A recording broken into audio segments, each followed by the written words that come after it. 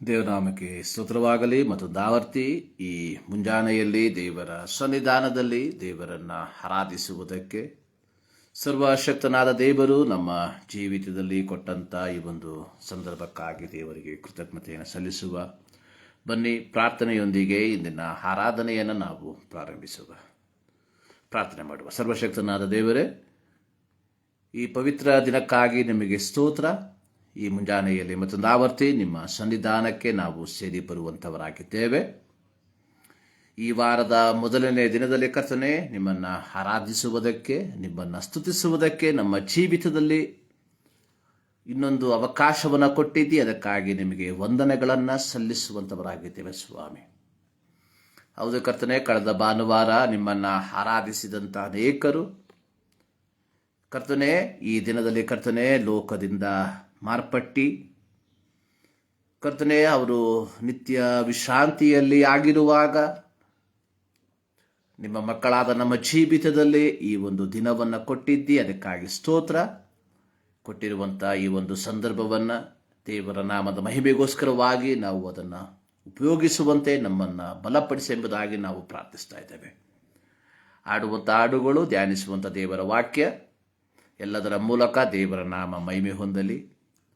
ಪ್ರಾರ್ಥನೆ ಕೇಳಿದ್ದಕ್ಕಾಗಿ ಸ್ತೋತ್ರ. ಯೇಸು ಕ್ರಿಸ್ತನ ಬುದ್ಧ ನಾಮದಲ್ಲಿ ಬೇಡುತ್ತೇವೆ ನಮ್ಮ ಪ್ರೀತಿಯ ತಂದೆ, ಆಮೇನ್. ಮತ್ತೊಂದು ಆವರ್ತಿ ಯೇಸು ಕ್ರಿಸ್ತನ ನಾಮದಲ್ಲಿ ನಿಮ್ಮೆಲ್ಲರಿಗೂ ನಮ್ಮ ವಂದನೆಯನ್ನು ತಿಳಿಸ್ತಾ ಇದ್ದೇವೆ. 2025ರ 2ನೇ ಭಾನುವಾರ ದೇವರ ಸನ್ನಿಧಾನದಲ್ಲಿ ದೇವರನ್ನು ಆರಾಧಿಸುವುದಕ್ಕೆ ದೇವರು ನಮ್ಮ ಜೀವಿತದಲ್ಲಿ ಈ ಒಂದು ಸಂದರ್ಭವನ್ನು, ಅವಕಾಶವನ್ನು ಕೊಟ್ಟಿರುವುದಕ್ಕಾಗಿ ದೇವರಿಗೆ ಕೃತಜ್ಞತೆಯನ್ನು ಸಲ್ಲಿಸುವಂಥವರಾಗಿದ್ದೇನೆ. ದೇವರ ವಾಕ್ಯದಲ್ಲಿ ನಾವು ನೋಡುವಂಥದ್ದು ಆತನನ್ನು ಸ್ತುತಿಸುವಂಥದ್ದು ಯುಕ್ತವಾಗಿದೆ ಎಂಬುದಾಗಿ. ಬನ್ನಿ, ನಮ್ಮ ನಿರ್ಮಾಣಿಕನಾದ ದೇವರನ್ನು ಸಾಷ್ಟಾಂಗವೆರಗಿ ಆತನ ನಾಮವನ್ನು ನಾವು ಹಾಡಿ ಅರಸುವಂಥವರಾಗಿರುವ. ಒಂದು ಹಾಡಿನ ಕೆಲವು ಚರಣಗಳನ್ನು ಹಾಡುವ ಹಳೆಯ ಒಂದು ಕನ್ನಡ ಹಾಡು, ಹಲ್ಲೆಲೂಯಾ ಸ್ತುತಿ ಮಾಡಿರಿ, ಯೇಸುವಿಗೆ ಸ್ತೋತ್ರ ಮಾಡಿರಿ. ಈ ಹಾಡಿನ ಕೆಲವು ಚರಣಗಳನ್ನು ಹಾಡಿ ದೇವರ ನಾಮವನ್ನು ನಾವು ಮಹಿಮೆಪಡಿಸುವಂಥವರಾಗಿರುವ. ಹಲ್ಲೆಲೂಯಾ ಸ್ತುತಿ ಮಾಡಿರಿ, ನಮ್ಮ ಯೇಸುವಿಗೆ ಸ್ತೋತ್ರ ಮಾಡಿರಿ. ಹಲ್ಲೆಲೂಯಾ ಸ್ತುತಿ ಮಾಡಿರಿ, ನಮ್ಮ ಯೇಸುವಿಗೆ ಸ್ತೋತ್ರ ಮಾಡಿರಿ.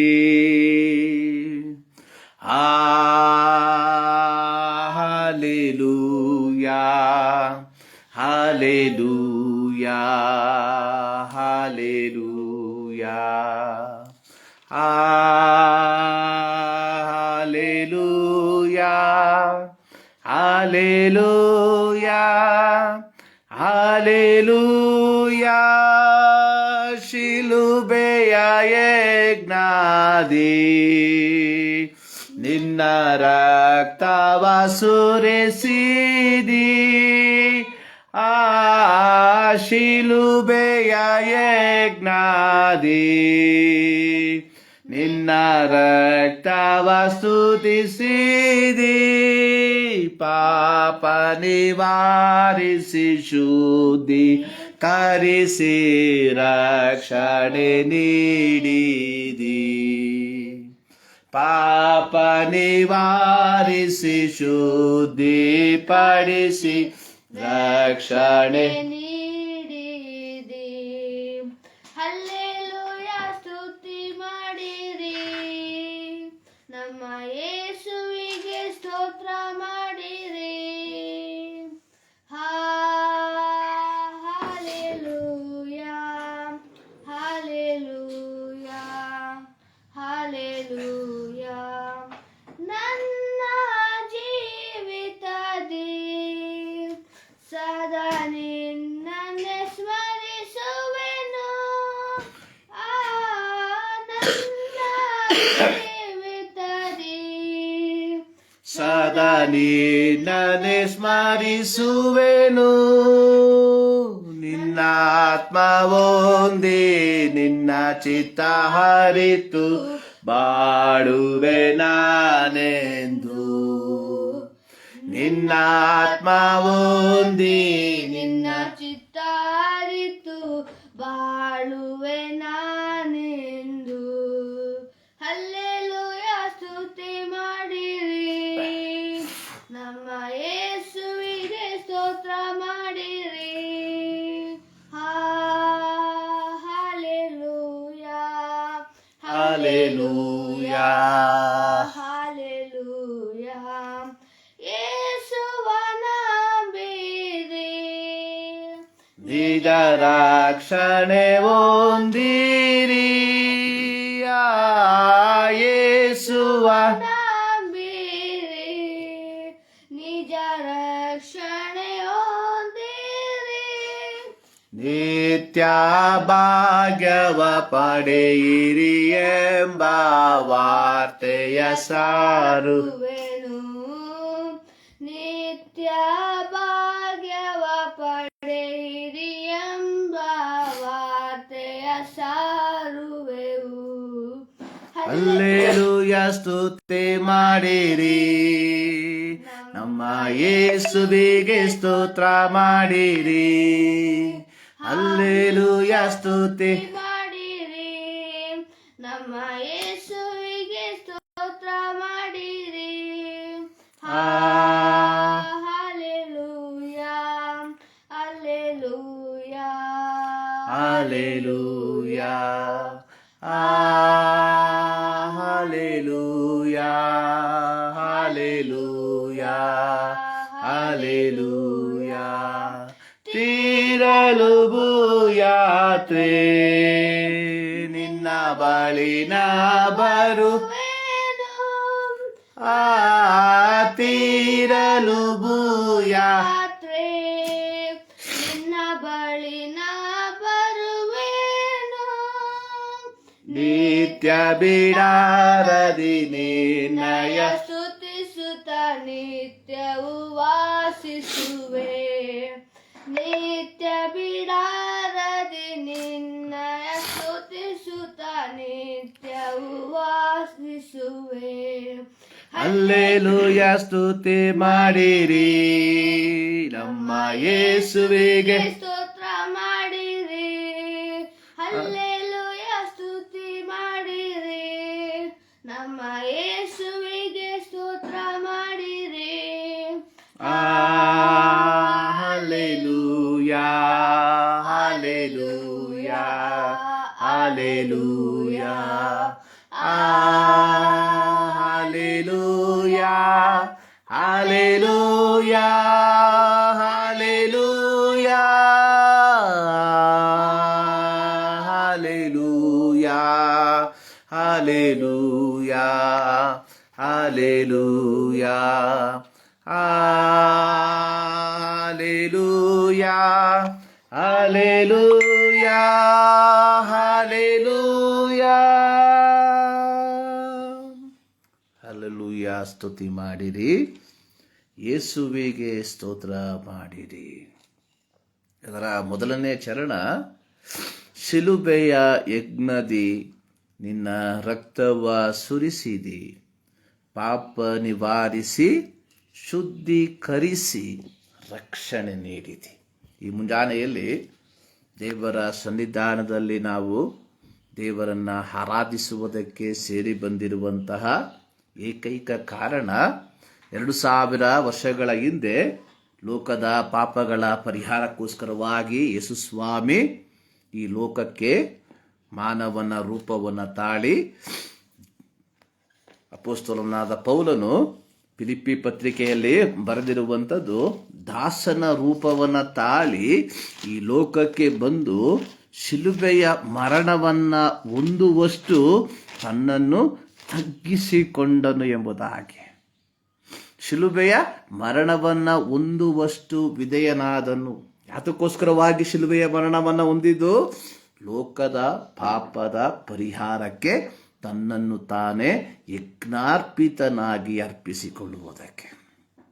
ಯಾಕಂದರೆ ಹೋರಿ ಹೋತಗಳ ರಕ್ತ ಮಾನವನ ಪಾಪಗಳ ಪರಿಹಾರಕ್ಕೆ ಅಥವಾ ಮಾನವನು ಮಾಡಿದ ಪಾಪಗಳಿಗೆ ಒಂದು ಪರಿಪೂರ್ಣವಾದ ಪರಿಹಾರವನ್ನು ಕಲ್ಪಿಸುವುದಕ್ಕೆ ಆಗದೆ ಇರುವಲ್ಲಿ ಸರ್ವಶಕ್ತನಾದ ದೇವರು ತಾನೇ ಮನುಷ್ಯ ರೂಪವನ್ನು ತಾಳಿ ಈ ಲೋಕಕ್ಕೆ ಬಂದು ನಮ್ಮೆಲ್ಲರ ಪಾಪಗಳನ್ನು ತನ್ನ ಮೇಲೆ ಹೊತ್ತುಕೊಂಡು ನಮ್ಮೆಲ್ಲರ ಪಾಪಗಳ ಪರಿಹಾರಕ್ಕೋಸ್ಕರವಾಗಿ ಶಿಲುಬೆಯ ಮೇಲೆ ತನ್ನನ್ನು ಯಜ್ಞಾರ್ಪಿತನಾಗಿ ಅರ್ಪಿಸಿದ. ಈ ಮುಂಜಾನೆಯಲ್ಲಿ ದೇವರ ಸನ್ನಿಧಾನದಲ್ಲಿ ನಾವು ಸೇರಿ ಬಂದಿರುವ ಅಥವಾ ಸೇರಿ ಬರುವುದಕ್ಕೆ ಉಂಟಾದಂತಹ ಏಕೈಕವಾದಂತಹ ಯೋಗ್ಯತೆ ಅನ್ನುವಂಥದ್ದು ಏನು? ಯೇಸು ಕ್ರಿಸ್ತರ ರಕ್ತದ ಮೂಲಕ ಪಾಪ ಕ್ಷಮಾಪಣೆಯನ್ನ ಪಡೆದುಕೊಂಡಿದ್ದೇವೆ ಎಂಬುದಾಗಿ ಆಗಿದೆ. ಸೊ ಹೀಗಿರಲಾಗಿ ನಾವೇನ್ ಮಾಡ್ಬೇಕಂತೆ? 2ನೇ ಚರಣದಲ್ಲಿ ಹಾಡುಗಾರನು ಹಾಡಿರುವಂಥದ್ದು, ನನ್ನ ಜೀವಿತದೇ ಸದಾ ನಿನ್ನನ್ನೇ ಸ್ಮರಿಸುತ್ತೇನೆ. ಯಾಕೆಂದ್ರೆ ಯೋಗ್ಯತೆ ಇಲ್ಲದ ಸ್ಥಾನದಲ್ಲಿ ಯೇಸು ಸ್ವಾಮಿಯ ಆ ಶಿಲುಬೆಯ ಮರಣದ ಮೂಲಕ ನಮಗೆ ದೇವರು ರಕ್ಷಣೆಯ ಅವಕಾಶವನ್ನ ಕಲ್ಪಿಸಿ ನಮ್ಮ ಪಾಪಗಳನ್ನ ತನ್ನ ಮೇಲೆ ಹೊತ್ತುಕೊಂಡು ಯೇಸು ಕ್ರಿಸ್ತನ ರಕ್ತದ ಮೂಲಕ ಪಾಪಕ್ಕೆ ಪರಿಹಾರವನ್ನ ಕಲ್ಪಿಸಿದರ ಫಲವಾಗಿ ನಾವು ನಮ್ಮ ಪಾಪಗಳಿಂದ ಬಿಡುಗಡೆಯನ್ನ ಹೊಂದಿಕೊಂಡಿರುವಾಗ ನಾವೇನ್ ಮಾಡಬೇಕು? ನಮ್ಮ ಜೀವಿತದಿಂದ ಆತನನ್ನ ಸ್ಮರಿಸಬೇಕು. ನಮ್ಮ ಜೀವಿತ ಕಾಲವೆಲ್ಲ ಆತನನ್ನ ಸ್ಮರಿಸಬೇಕು. ಅದು ಮಾತ್ರವಲ್ಲ, ನಿನ್ನ ಆತ್ಮ ಹೊಂದಿ ನಿನ್ನ ಚಿತ್ತ ಹರಿತು. ಇಲ್ಲಿ ಹಾಡುಗಾರನು ಆಡುವಂಥದ್ದು ನಾವೇನ್ ಮಾಡಬೇಕು? ದೇವರ ಆತ್ಮವನ್ನ ಹೊಂದಿಕೊಂಡು ದೇವರ ಚಿತ್ತದಂತೆ ನಾವೇನ್ ಮಾಡಬೇಕು? ನಮ್ಮ ಬಾಳ್ವೆಯನ್ನ ನಡೆಸುವಂತವರಾಗಿರ್ಬೇಕು. ನೋಡಿ, ನಂತರವಾಗಿ ನಾವು ಮಾಡಬೇಕಾಗಿರುವಂಥದ್ದು, ಯೇಸು ಕ್ರಿಸ್ತನ ರಕ್ತದ ಮೂಲಕ ಪಾಪ ಕ್ಷಮಾಪಣೆಯನ್ನ ಪಡೆದುಕೊಂಡಿರುವ ನಾವುಗಳೇನ್ ಮಾಡಬೇಕು? ಈ ಸದ್ವರ್ತಮಾನವನ್ನ ಸಾರುವಂತವರಾಗಿರಬೇಕು. ನೋಡಿ, ಯೇಸುವ ನಂಬಿರಿ, ನಿಜ ರಕ್ಷಣೆ ಹೊಂದಿರಿ, ನಿತ್ಯ ಭಾಗ್ಯವ ಪಡೆಗಿರಿ ಎಂಬ ವಾರ್ತೆಯನ್ನ ನಾವೇನ್ ಮಾಡಬೇಕು? ಸಾರುವಂತವರಾಗಿರಬೇಕು. ಸೊ ಈ ರೀತಿ ಯಾರು ಯೇಸು ಕ್ರಿಸ್ತನ ರಕ್ತದ ಮೂಲಕವಾಗಿ ಪಾಪ ಕ್ಷಮಾಪಣೆಯನ್ನ ಪಡೆದುಕೊಂಡು ಜೀವಿತದಲ್ಲಿ ಆತನನ್ನ ಸ್ಮರಿಸಿ ದೇವರು ಕೊಟ್ಟಿರುವಂತಹ ದೌತ್ಯವನ್ನ ಪೂರೈಸಿ ತಮ್ಮ ಯಾತ್ರೆಯನ್ನ ಪೂರೈಸುತ್ತಾರೋ ಅಂಥವ್ರೇನ್ ಮಾಡ್ತಾರೆ? ದೇವರು ನಮಗಾಗಿ ಸಿದ್ಧ ಮಾಡಿರುವಂತಹ ಬಿಡಾರದಲ್ಲಿ ಆತನನ್ನು ನಿತ್ಯವೂ ಸ್ತುತಿಸುತ್ತಾ ವಾಸಿಸುತ್ತಾರೆ. ನೋಡಿ, ಈ ಒಂದು ಹಾಡಿನಲ್ಲಿ ಒಬ್ಬ ವ್ಯಕ್ತಿಯ ಜೀವಿತ ಅಥವಾ ಒಬ್ಬ ಕ್ರೈಸ್ತನ ಜೀವಿತ ಪರಿಪೂರ್ಣವಾಗಿ ಅಳವಡಿಕೆಯಾಗಿರುವಂಥದ್ದನ್ನು ನಾವು ನೋಡ್ತೇವೆ. ನಮಗೆ ನೋಡಿ, ಒಬ್ಬ ವ್ಯಕ್ತಿ ಯೇಸುಸ್ವಾಮಿಯನ್ನ ಅಂಗೀಕಾರ ಮಾಡಿ ಯೇಸುಸ್ವಾಮಿ ಏನ್ ಮಾಡ್ತಾನೆ? ಲೋಕಕ್ಕೆ ಬಂದು ಮಾನವನ ಪಾಪಗಳ ಪರಿಹಾರಕ್ಕೋಸ್ಕರವಾಗಿ ತನ್ನನ್ನು ತಾನೇ ಯಜ್ಞಾರ್ಪಿತನಾಗಿ ಅರ್ಪಿತನಾದದ್ದರಿಂದ ಒಬ್ಬ ವ್ಯಕ್ತಿ ಏನ್ ಮಾಡಿದ್ದಾನೆ? ಅವನ ಪಾಪದಿಂದ ಬಿಡುಗಡೆಯನ್ನು ಹೊಂದಿಕೊಂಡಿದ್ದಾನೆ. ಸೊ ಈ ರೀತಿ ಅವನ ಪಾಪದಿಂದ ಬಿಡುಗಡೆ ಹೊಂದಿಕೊಂಡಂತಹ ವ್ಯಕ್ತಿ ತನ್ನ ಜೀವಿತದಲ್ಲಿ ಯೇಸು ಸ್ವಾಮಿಯನ್ನ ಸ್ಮರಿಸಿ ಆತನ ಪವಿತ್ರಾತ್ಮನನ್ನ ಹೊಂದಿಕೊಂಡು ಆತನ ಚಿತ್ತದಂತೆ ಈ ಲೋಕದಲ್ಲಿ ಬಾಳುವಂತವನಾಗಿರ್ತಾನೆ. ಸೊ ಈ ರೀತಿ ಯೇಸುವಿನ ಚಿತ್ತದಂತೆ ಬಾಳುವಂತವ್ರು ಏನ್ ಮಾಡ್ತಾರೆ? ಈ ರಕ್ಷಣೆಯನ್ನ ಹೊಂದಿಕೊಳ್ಳಿರಿ ಎಂಬ ಸುವಾರ್ತೆಯನ್ನ, ಸದ್ವರ್ತಮಾನವನ್ನ ಇತರರಿಗೆ ಸಾರುವಂತವನ್ನಾಗಿರ್ತಾನೆ. ಯಾರು ಈ ರೀತಿಯಾಗಿ ತಮ್ಮ ಜೀವಿತವನ್ನ ನಿರ್ವಹಿಸುತ್ತಾರೋ ಅಂಥವರು ತಮ್ಮ ಜೀವಿತ ಯಾತ್ರೆ ಅಥವಾ ತಮ್ಮ ಭೂಯಾತ್ರೆಯನ್ನ ತೀರಿಸಿದ ನಂತರವಾಗಿ ದೇವರು ಸಿದ್ಧ ಮಾಡಿರುವಂತಹ ಬಿಡಾರದಲ್ಲಿ ವಾಸಿಸುತ್ತಾ ಆತನನ್ನು ನಿತ್ಯವೂ ಸ್ತುತಿಸುತ್ತಾ ಇರ್ತಾರೆ. ಅಂದ್ರೆ ನಮ್ಮ ಜೀವಿತ ಹೇಗಿರಬೇಕೆಂಬುವಂಥದ್ದು ಈ ಹಾಡಿನ ಮೂಲಕವಾಗಿ ನಾವು ಅರ್ಥ ಮಾಡಿಕೊಳ್ಳಬಹುದಾಗಿದೆ. ಪ್ರಿಯರೇ, ಈ ಮುಂಜಾನೆಯಲ್ಲಿ ನಾವು ದೇವರ ಸನ್ನಿಧಾನದಲ್ಲಿ ಆತನನ್ನ ಆರಾಧಿಸುವುದಕ್ಕೆ ನಾವು ಸೇರಿ ಬಂದಿದ್ದೇವೆ. ಕೀರ್ತನೆ 5 ಅದರ 7ನೇ ವಾಕ್ಯದಲ್ಲಿ ಕೀರ್ತನೆಗಾರನು ಹಾಡಿರುವಂಥದ್ದು ಅಥವಾ ದಾವೀದನು ಬರೆದಿರುವಂಥದ್ದು, ನಾನಂತೂ ನಿನ್ನ ಮಹಾಕೃಪೆಯನ್ನು ಹೊಂದಿದವನಾಗಿ ನಿನ್ನ ಮಂದಿರದೊಳಗೆ ಪ್ರವೇಶಿಸುವೆನು. ಪ್ರಿಯರೇ, ಇಂದು ನಾವು ದೇವರ ಸನ್ನಿಧಾನಕ್ಕೆ ನಾವು ಸೇರಿ ಬಂದಿರುವಾಗ ನಾವು ಹೇಳಬೇಕು, ನಿನ್ನ ಮಹಾಕೃಪೆಯನ್ನ ಹೊಂದಿದವನಾಗಿ, ಆಮೇಲೆ ನಿನ್ನಲ್ಲಿ ಭಯಭಕ್ತಿಯುಳ್ಳವನಾಗಿ ನಿನ್ನ ಪರಿಶುದ್ಧ ಆಲಯದ ಕಡೆಗೆ ಅಡ್ಡ ಬೀಳ್ತೇನೆ. ನೋಡಿ, ಕಳೆದ ಒಂದು ವಾರ ಕೆಲವು ವೇದನಾಜನಕವಾದಂಥ ವಾರವಾಗಿತ್ತು. 2 ಸೇವಕರು ಈ ಲೋಕವನ್ನ ಬಿಟ್ಟು ಅಲ್ಲಿ ಹೋದ್ರು. ಕೇವಲ 50 ವರ್ಷ ಪ್ರಾಯ ಇರುವಂಥ ಒಬ್ಬರು ಸೇವಕರು ಅಚಾನಕ್ಕಾಗಿ ಒಂದು ದಿನ ಮಧ್ಯಾಹ್ನ ಹೃದಯಾಘಾತಕ್ಕೆ ಒಳಗಾಗಿ ಲೋಕವನ್ನು ಬಿಟ್ಟು ಆಗಲಿ ಹೋದರು. ಅದಾಗಿ ಮಾರನೇ ದಿನದಲ್ಲಿ ಬೇರೊಬ್ಬರು ಸೇವಕರು ಕೆಲವು ಶಾರೀರಿಕವಾದ ಕ್ಲೇಶಗಳ ಮೂಲಕವಾಗಿ ಹಾದು ಹೋಗ್ತಾ ಇದ್ರು. ಅವರು ಸಹ ಈ ಲೋಕವನ್ನು ಬಿಟ್ಟು ಆಗಲಿ ಹೋದರು. ಅಂದರೆ ಕಳೆದ ಭಾನುವಾರ ಅಂದರೆ 2025 ಪ್ರಾರಂಭ ಭಾನುವಾರ ಸಭೆಯನ್ನ ಆರಾಧನೆಯಲ್ಲಿ ನಡೆಸಿದಂತಹ, ಜನರಿಗೆ ದೇವರ ವಾಕ್ಯವನ್ನ ಬೋಧಿಸಿದಂತಹ 2 ಸೇವಕರು ನನಗೆ ತಿಳಿದಿರುವಂಥ ಮಟ್ಟಿಗೆ ಅನೇಕರು ಮರಣಿಸಿದ್ದಾರೆ, ಈ ಲೋಕವನ್ನ ಬಿಟ್ಟಾಗಲಿ ಹೋದರು. ಆದರೆ ಇವತ್ತು ನಾವು ಜೀವದಿಂದಿದ್ದೇವೆ. ಅವರ ಕುಟುಂಬವನ್ನು ಒಮ್ಮೆ ಯೋಚನೆ ಮಾಡಿ, ಎಷ್ಟು ದುಃಖದಲ್ಲಿದ್ದಾರೆ ಅವರು, ಎಷ್ಟು ವೇದನೆಯಲ್ಲಿದ್ದಾರೆ. ಗಂಡನನ್ನ ಕಳೆದುಕೊಂಡಂತಹ ಮಡದಿ, ತಂದೆಯನ್ನ ಕಳೆದುಕೊಂಡಂತಹ ಮಕ್ಕಳು, ಸಹೋದರನನ್ನ ಕಳೆದುಕೊಂಡಂತಹ ಸಹೋದರ ಸಹೋದರಿಯರು, ಸೇವಕರನ್ನ ಕಳೆದುಕೊಂಡಂತಹ ದೇವರ ಸಭೆ. ಹೀಗೆ ಅನೇಕರು ದುಃಖದ ಮಡುವಿನಲ್ಲಿ ಬಿದ್ದಿದ್ದಾರೆ. ಅನೇಕರು ಮಾನಸಿಕವಾಗಿ ವೇದನೆಯನ್ನ ಅನುಭವಿಸ್ತಾ ಇದ್ದಾರೆ. ಆದರೆ ಈ ಮುಂಜಾನೆಯಲ್ಲಿ ದೇವರು ನಮ್ಮನ್ನ ಪರಿಪಾಲಿಸಿದ್ದಾನೆ. ದೇವರು ನಮ್ಮನ್ನು ಈ ಲೋಕದಲ್ಲಿ ಜೀವದಿಂದ ಇಟ್ಟಿದ್ದಾನೆ. ನೋಡಿ, 5ನೇ ಕೀರ್ತನೆ ಅದರ 3ನೇ ವಾಕ್ಯದಲ್ಲಿ ಹೇಳ್ತಾ ಇದೆ, ಯೆಹೋವನೇ, ಉದಯ ಕಾಲದಲ್ಲಿಯೇ ನನ್ನ ಸ್ವರವು ನಿನಗೆ ಕೇಳಿಸುವುದು. ಅಂದರೆ ನಾವು ಈ ಮುಂಜಾನೆಯಲ್ಲಿ ಪ್ರಾರ್ಥಿಸುವುದಕ್ಕೆ ದೇವರು ನಮಗೆ ಆಯುಸ್ಸನ್ನು ಕೊಟ್ಟಿದ್ದಾನೆ. ಈ ಮುಂಜಾನೆಯಲ್ಲಿ ನಾವು ಎಷ್ಟು ಜನ ಪ್ರಾರ್ಥನೆಯೊಂದಿಗೆ ನಮ್ಮ ಜೀವನವನ್ನು, ದಿನವನ್ನು ಪ್ರಾರಂಭಿಸಿದ್ದೇವೆ? ನಮ್ಮಲ್ಲಿ ಎಷ್ಟು ಜನ ದೇವರನ್ನ ಮನನ ಮಾಡಿಕೊಂಡು, ಜ್ಞಾಪಕ ಮಾಡಿಕೊಂಡು ಈ ದಿನವನ್ನು ನಾವು ಪ್ರಾರಂಭಿಸಿದ್ದೇವೆ? ಪ್ರಿಯರೇ, ನಮ್ಮ ಸುತ್ತಮುತ್ತಲೂ ಅನೇಕ ಕಾರ್ಯಗಳು ಸಂಭವಿಸುವಾಗ ಜೀವದಿಂದಿರುವ ಒಬ್ಬ ದೇವರ ಮಗಳು ಆಡುವಂಥದ್ದು, ನಾನಂತೂ ನಿನ್ನ ಮಹಾಕೃಪೆಯನ್ನು ಹೊಂದಿದವನಾಗಿ ನಿನ್ನ ಮಂದಿರದೊಳಗೆ ಪ್ರವೇಶಿಸುವೆನು.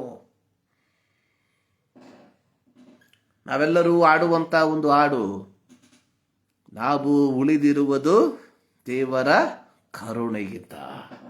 ಆತನ ಕೃಪಾವರಗಳು ಎಂದು ನಿಂತು ಹೋಗದು ಅಂತ ಹೇಳಿ ಮರಣಿಸಿರುವಂಥವರಿಗೆ ದೇವರ ಕೃಪೆ ಇಲ್ಲ ಎಂಬುದಾಗಿ ಎಲ್ಲ ಪ್ರಿಯರೇ. ದೇವರು ಅವರಿಗೆ ವಹಿಸಿದಂತಹ ದೌತ್ಯವನ್ನ, ಸೇವೆಯನ್ನ ಪೂರ್ತಿಗೊಳಿಸಿ ಅನೇಕರು ಈ ಲೋಕವನ್ನ ಬಿಟ್ಟು ಹೋಗಿದ್ದಾರೆ. ನೋಡಿ, ಅಪೊಸ್ತಲರ ಕೃತ್ಯದಲ್ಲಿ ನಾವು ಸ್ಟೇಫನ ಕುರಿತಾಗಿ ನಾವು ಕಾಣುವಂಥದ್ದು, ಸ್ಟೇಫನ ಜೀವಿತ ಅನ್ನುವಂಥದ್ದು ಅಲ್ಪ ಮಾತ್ರ. ಒಂದೇ ಪ್ರಸಂಗ, ಅದರೊಂದಿಗೆ ಅವನ ಜೀವಿತ ಅಂತ್ಯವಾಯಿತು. ಅದೇ ರೀತಿಯಾಗಿ ನಾವು ಸತ್ಯವೇದದಲ್ಲಿ ಅನೇಕ ವ್ಯಕ್ತಿಗಳನ್ನು ಕಾಣ್ತೇವೆ, ಚರಿತ್ರೆಯಲ್ಲಿ ಅನೇಕ ವ್ಯಕ್ತಿಗಳನ್ನು ಕಾಣ್ತೇವೆ. ಅನೇಕರು ದೇವರ ಸೇವೆಗೋಸ್ಕರವಾಗಿ ಮುಡಿಪಾಗಿಟ್ಟು ಮುಂದಕ್ಕೆ ಬಂದರು. ಆದರೆ ಕೆಲವೇ ದಿನಗಳಲ್ಲಿ ತಮ್ಮ ಜೀವಿತವನ್ನು ಮುಕ್ತಾಯಗೊಳಿಸಿದ್ರು. ಕಳೆದ ವಾರ ನಾನು ವಿಲಿಯಂ ಬಾರ್ಡನ್ ಎಂಬ ವ್ಯಕ್ತಿಯ ಕುರಿತಾಗಿ ಹೇಳಿದ, ಮಿಷನರಿ, ಕೋಟ್ಯಾಧೀಶ್ವರನಾದಂಥ ಮಿಷನರಿ. ಅಂದರೆ ಆತನ ತಂದೆ ಬಹಳ ಕೋಟ್ಯಾಧೀಶ್ವರನಾಗಿದ್ದ. ತನ್ನ 16ನೇ ವಯಸ್ಸಲ್ಲಿ ತಾನು ತನ್ನ ವಿದ್ಯಾಭ್ಯಾಸವನ್ನ, ಹೈಸ್ಕೂಲ್ ವಿದ್ಯಾಭ್ಯಾಸವನ್ನ ಮುಗಿಸಿದ ನಂತರ ಅವನ ತಂದೆ ತಾಯಿಗಳು ಅವನನ್ನ ಪ್ರಪಂಚ ಪರ್ಯಟನೆ ಮಾಡೋದಕ್ಕೆ ಕಳಿಸ್ಕೊಟ್ರು, ವರ್ಲ್ಡ್ ಟೂರ್ ಮಾಡೋದಕ್ಕೆ. ಯೋಚನೆ ಮಾಡಿ, ಯಾವ ಕಾಲ, 1887ರಲ್ಲಿ ಈ ವ್ಯಕ್ತಿ ಜನಿಸಿದಂಥದ್ದು. ಆ ಕಾಲದಲ್ಲಿ ಅವರ ತಂದೆ ತಾಯಿಗಳು ತನ್ನ ಮಗನನ್ನ ವಿಶ್ವ ಪರ್ಯಟನೆಗೆ ಕಳಿಸ್ಬೇಕಾದ್ರೆ ಯೋಚನೆ ಮಾಡಿ ಅವರ ಆಸ್ತಿ ಎಷ್ಟಿರಬೇಕು ಅಂತ. ಸೊ ಈಗಿನ ಕಾಲ ಥರ ಹೋಟೆಲ್ ಫೆಸಿಲಿಟಿ, ಏರೋಪ್ಲೇನ್ ಫೆಸಿಲಿಟಿ ಏನು ಇದ್ದಿಲ್ಲ. So they have to travel by ಕುದುರೆಗಳ ಮೇಲೆ, ರಥಗಳ ಮೇಲೆ ಅವರು ಯಾತ್ರೆಯನ್ನು ಮಾಡಬೇಕು. ಆ ಕಾಲದಲ್ಲಿ ಅವನ ತಂದೆ ತಾಯಿಗಳು ಏನು ಮಾಡಿದ್ರು, ಇವನನ್ನು 16 ವರ್ಷ ಪ್ರಾಯದ ವಿಲಿಯಂ ಅನ್ನ ಏನು ಮಾಡಿದ್ರು, ವಿಶ್ವ ಪರ್ಯಟನೆಗೆ ಕಳಿಸ್ಕೊಟ್ರು. ಆ ಒಂದು ವಿಶ್ವ ಪರ್ಯಟನೆಯ ವ್ಯಕ್ತಿಯ ಜೀವಿತದಲ್ಲಿ ಬದಲಾವಣೆಯನ್ನು ತಂತು. ತಂದೆ ತಾಯಿಗಳ ಆಸೆ, ವಿದ್ಯಾಭ್ಯಾಸ ಮುಗಿತು, ಹೈಸ್ಕೂಲ್ ವಿದ್ಯಾಭ್ಯಾಸ ಮುಗಿತು, ಲೋಕಾಲ ಸುತ್ಕೊಂಡ್ಬರಲಿ, ಅದಾದ್ಮೇಲೆ ಉನ್ನತ ವಿದ್ಯಾಭ್ಯಾಸಕ್ಕೋಸ್ಕರವಾಗಿ ಅವನನ್ನು ಕಳಿಸ್ಬೇಕು. ನಂತರವಾಗಿ ಅವರ ಏನು ಸಿಲ್ವರ್ ಮೈನ್ ಅದನ್ನು ಅವರಿಗೆ ಕೊಡಬೇಕು, ಆ ಒಂದು ಉದ್ಯಮವನ್ನು ಅವರಿಗೆ ಒಪ್ಪಿಸಿಕೊಡ್ಬೇಕು ಎಂಬುದು ಅವರ ಇಚ್ಛೆಯಾಗಿತ್ತು. ಆದರೆ ಈ ವಿಶ್ವ ಪರ್ಯಟನೆ ಪ್ರತ್ಯೇಕವಾಗಿ ಏಷ್ಯಾ, ಮಧ್ಯ ಪ್ರಾಚ್ಯ, ಯುರೋಪ್ ದೇಶಗಳ ಮೂಲಕವಾಗಿ ಹಾದು ಹೋದಂತಹ ಸಂದರ್ಭದಲ್ಲಿ ಜನರು ಅನುಭವಿಸುತ್ತಿರುವಂತಹ ವೇದನೆಗಳನ್ನು ಅರ್ಥ ಮಾಡಿಕೊಂಡು, ಅಂದರೆ ದೇವರ ಕುರಿತಾಗಿ ಸರಿಯಾದ ತಿಳುವಳಿಕೆ ಇಲ್ಲದೆ ಜೀವಿಸುತ್ತಿರುವುದನ್ನು ಮನಗಂಡಂತಹ ವಿಲಿಯಂ ಬೋರ್ಡನ್ ಏನ್ ಮಾಡ್ದ, ಒಂದು ಕಾಗದವನ್ನು ಬರೆದ, ನಾನು ಒಬ್ಬ ಮಿಷನರಿ ಆಗಬೇಕು ಎಂಬುದಾಗಿ. ಸೊ ತದನಂತರವಾಗಿ ಆತ ಏನ್ ಮಾಡ್ದ, ದೈವಶಾಸ್ತ್ರವನ್ನ ಕಲಿತ 1912ರಲ್ಲಿ ಈಜಿಪ್ಟಿಗೆ ಪ್ರಯಾಣ ಬಳಸ್ತಾ. ಸೊ ಆತನಿಗೆ ಚೈನಾದಲ್ಲಿ ಮುಸ್ಲಿಂಗಳ ಮಧ್ಯದಲ್ಲಿ ದೇವರ ಸ್ವಾರ್ಥೆಯನ್ನು ಸಾರಬೇಕು ಎಂಬುದಾಗಿ. ಸೊ ಆಗ ಈಜಿಪ್ಟ್ಗೆ ಪ್ರಯಾಣ ಬೆಳೆಸಿದಂತಹ ಉದ್ದೇಶ ಅರಬಿಕ್ ಭಾಷೆಯನ್ನು ಕಲಿಬೇಕು. ಯಾಕಂದ್ರೆ ಈ ಜನರ ಮಧ್ಯದಲ್ಲಿ ಸ್ವಾರ್ಥೆಯನ್ನು ಸಾರಬೇಕಾದ್ರೆ ಅರಬಿಕ್ ಭಾಷೆ ಪ್ರಾಮುಖ್ಯ. ಇದನ್ನು ಅರಿತಂತಹ ವ್ಯಕ್ತಿ ಈಜಿಪ್ಟ್ಗೆ ಪ್ರಯಾಣ ಬಳಸ್ತಾ 1912ರಲ್ಲಿ. ಆದರೆ 1913ರಲ್ಲಿ ಆತ ಮರಣವನ್ನು ಅನುಭವಿಸ್ತಾ ತನ್ನ 25ನೇ ವಯಸ್ಸಲ್ಲಿ. ಈ ನೆವರ್ ವೆಂಟ್ ಟು ಚೈನಾ. ಆತ ಚೈನಾಗೆ ಕಾಲಿಡಲಿಲ್ಲ, ಅಲ್ಲಿ ಸುವಾರ್ತೆ ಸಾರಲಿಲ್ಲ. ಬಿಫೋರ್ ದಟ್ ಅವರ ಸ್ಪೈನಲ್ಲಿ ಇದ್ದಂತಹ ಒಂದು ರೋಗದ ಮೂಲಕವಾಗಿ ತನ್ನ 25ನೇ ವರ್ಷ ಪ್ರಾಯದಲ್ಲಿ ಮರಣಿಸಿದ. ಆದರೆ ಅವರಿಗಿದ್ದಂತಹ ಕಿಚ್ಚು ತದನಂತರವಾಗಿ ಚೈನಾ ದೇಶದಲ್ಲಿ ದೊಡ್ಡ ಉಜ್ಜೀವನಕ್ಕೆ ಕಾರಣವಾಗಿ ಮಾರ್ಪಡ್ತು. ಅನೇಕ ಮಿಷನರಿಗಳು ಇದ್ದರು. ಪ್ರಿಯರೇ, ಸೊ ನಾವು ಇಲ್ಲಿ ಅರ್ಥ ಮಾಡ್ಕೊಳ್ಬೇಕಾಗಿರುವಂತಹ ಒಂದು ಸತ್ಯ ಏನಂದ್ರೆ, ಅನೇಕರು ಅನೇಕ ವಿಧವಾದಂತಹ ಸಂಕಲ್ಪಗಳನ್ನು ಇಟ್ಟುಕೊಂಡು ತಮ್ಮ ಜೀವಿತದಲ್ಲಿ, ಅದು ಆಧ್ಯಾತ್ಮಿಕವಾಗಿ, ಲೌಕಿಕವಾಗಿ ಯಾವುದಾದರೂ ಆಗಿರ್ಬೋದು, ತಮ್ಮ ಜೀವಿತದಲ್ಲಿ ಉದ್ದೇಶವನ್ನು ಇಟ್ಟುಕೊಂಡು ಮುಂದಕ್ಕೆ ಬರುವಂತಹ ಸಂದರ್ಭದಲ್ಲಿ ಅನೇಕರು ಮಾರ್ಗ ಮಧ್ಯದಲ್ಲಿ ತಮ್ಮ ಪ್ರಯಾಣವನ್ನು ಮುಕ್ತಾಯಗೊಳಿಸಿದ್ದಾರೆ. ಆದರೆ ಈ ಮುಂಜಾನೆಯಲ್ಲಿ ನಾವು ದೇವರ ಸನ್ನಿಧಾನದಲ್ಲಿ ಜೀವದಿಂದ ಇದ್ದೇವೆ. ಸೊ ಹೀಗಿರಲಾಗಿ ನಾವೇನ್ ಮಾಡಬೇಕು? ಭಯಭಕ್ತಿಯುಳ್ಳವರಾಗಿ ಆತನ ಪರಿಶುದ್ಧ ಆಲಯದ ಕಡೆಗೆ ಅಡ್ಡ ಬೀಳುವಂಥವರಾಗಿರಬೇಕು. ಸೊ ನಮ್ಮ ಆರಾಧನೆ ಎನ್ನುವಂಥದ್ದು ಭಯಭಕ್ತಿಯಿಂದ ಕೂಡಿರುವಂಥದ್ದು. ನಾವು ಹಾಡಿದ್ವಿ, ನಾವು ಬೈ ಗ್ರೇಸ್ ವಿ ಸೇವ್ಡ್, ಕೃಪೆಯಿಂದ ರಕ್ಷಣೆ ಹೊಂದಿದ್ದೇವೆ. ಸೊ ಕೃಪೆಯಿಂದ ರಕ್ಷಣೆ ಹೊಂದಿರುವ ನಾವುಗಳು ನಮ್ಮ ಜೀವಿತದಲ್ಲಿ ಈ ಕೃಪೆಯನ್ನ ಮನನ ಮಾಡಿಕೊಂಡು, ಈ ಕೃಪೆಯನ್ನ ಕೊಟ್ಟಂತಹ ದೇವರಿಗೆ, ದೇವರ ಚಿತ್ತದ ಪ್ರಕಾರವಾಗಿ ನಮ್ಮ ಜೀವಿತವನ್ನು ಜೀವಿಸಿ, ಈ ಕೃಪೆಯನ್ನ ಹೊಂದಿಕೊಂಡಿರುವ ನಾವುಗಳು ಕೃಪೆಯನ್ನ ಹೊಂದಿಕೊಳ್ಳದೆ ಇರುವಂತವರಿಗೆ ಈ ಸುವಾರ್ತೆಯನ್ನ ಸಾರುತ್ತಾ ದೇವರು ನೇಮಿಸಿದ ದಿನದ ತನಕ ಅಥವಾ ನಮ್ಮ ಆಯುಸ್ಸಿನ ಕೊನೆಯ ತನಕ ದೇವರ ಚಿತ್ತದ ಪ್ರಕಾರವಾಗಿ ನಾವು ಜೀವಿಸುವಂತವರಾಗಿದ್ರೆ, ನಮ್ಮ ಜೀವಿತ ಕೊನೆಗೊಳ್ಳುವಂತಹ ಸಂದರ್ಭದಲ್ಲಿ ದೇವರು ನಮಗಾಗಿ ಸಿದ್ಧ ಮಾಡಿದಂತಹ ಬಿಡಾರದಲ್ಲಿ ವಾಸಿಸಿ ನಿತ್ಯ ನಿರಂತರವಾಗಿ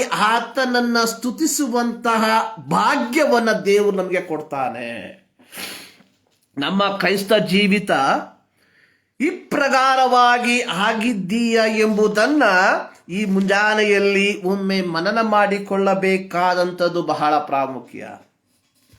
ಪ್ರಿಯರೇ, ಇಂದು ನಾವು ಧ್ಯಾನಿಸುವಂತಹದ್ದು ಬಿ ಹೋಲಿ, ಪರಿಶುದ್ಧರಾಗಿರ್ರಿ ಅಥವಾ ಪವಿತ್ರರಾಗಿರ್ರಿ.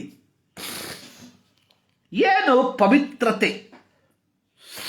ಪವಿತ್ರತೆಯ ಕುರಿತಾಗಿ ನಮ್ಮ ಅನಿಸಿಕೆ ಏನಾಗಿದೆ ನೋಡಿ.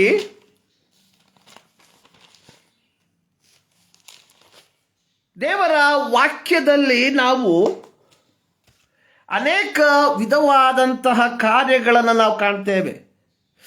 ಪ್ರತ್ಯೇಕವಾಗಿ ಪವಿತ್ರತೆಯ ಕುರಿತಾಗಿ ಕ್ರೈಸ್ತರಾದ ನಮಗಿರುವಂತಹ ಕೆಲವು ಅನಿಸಿಕೆಗಳು. ವಾಟ್ ವಿ ಕಾಲ್, ಸೊ ಇದನ್ನು ನಾವು ಪರಿಶುದ್ಧತೆ, ಪವಿತ್ರತೆ ಎಂಬುದಾಗಿ ನಾವು ಕಾಣುವಂತವರಾಗಿದ್ದೇವೆ. ನೋಡಿ, ಹೊಸ ಒಡಂಬಡಿಕೆಯಲ್ಲಿ ಯೇಸು ಸ್ವಾಮಿ ಒಂದು ಸಾಮ್ಯವನ್ನ ಹೇಳಿರುವಂಥದ್ದಾಗಿ ನಾವು ನೋಡ್ತೇವೆ.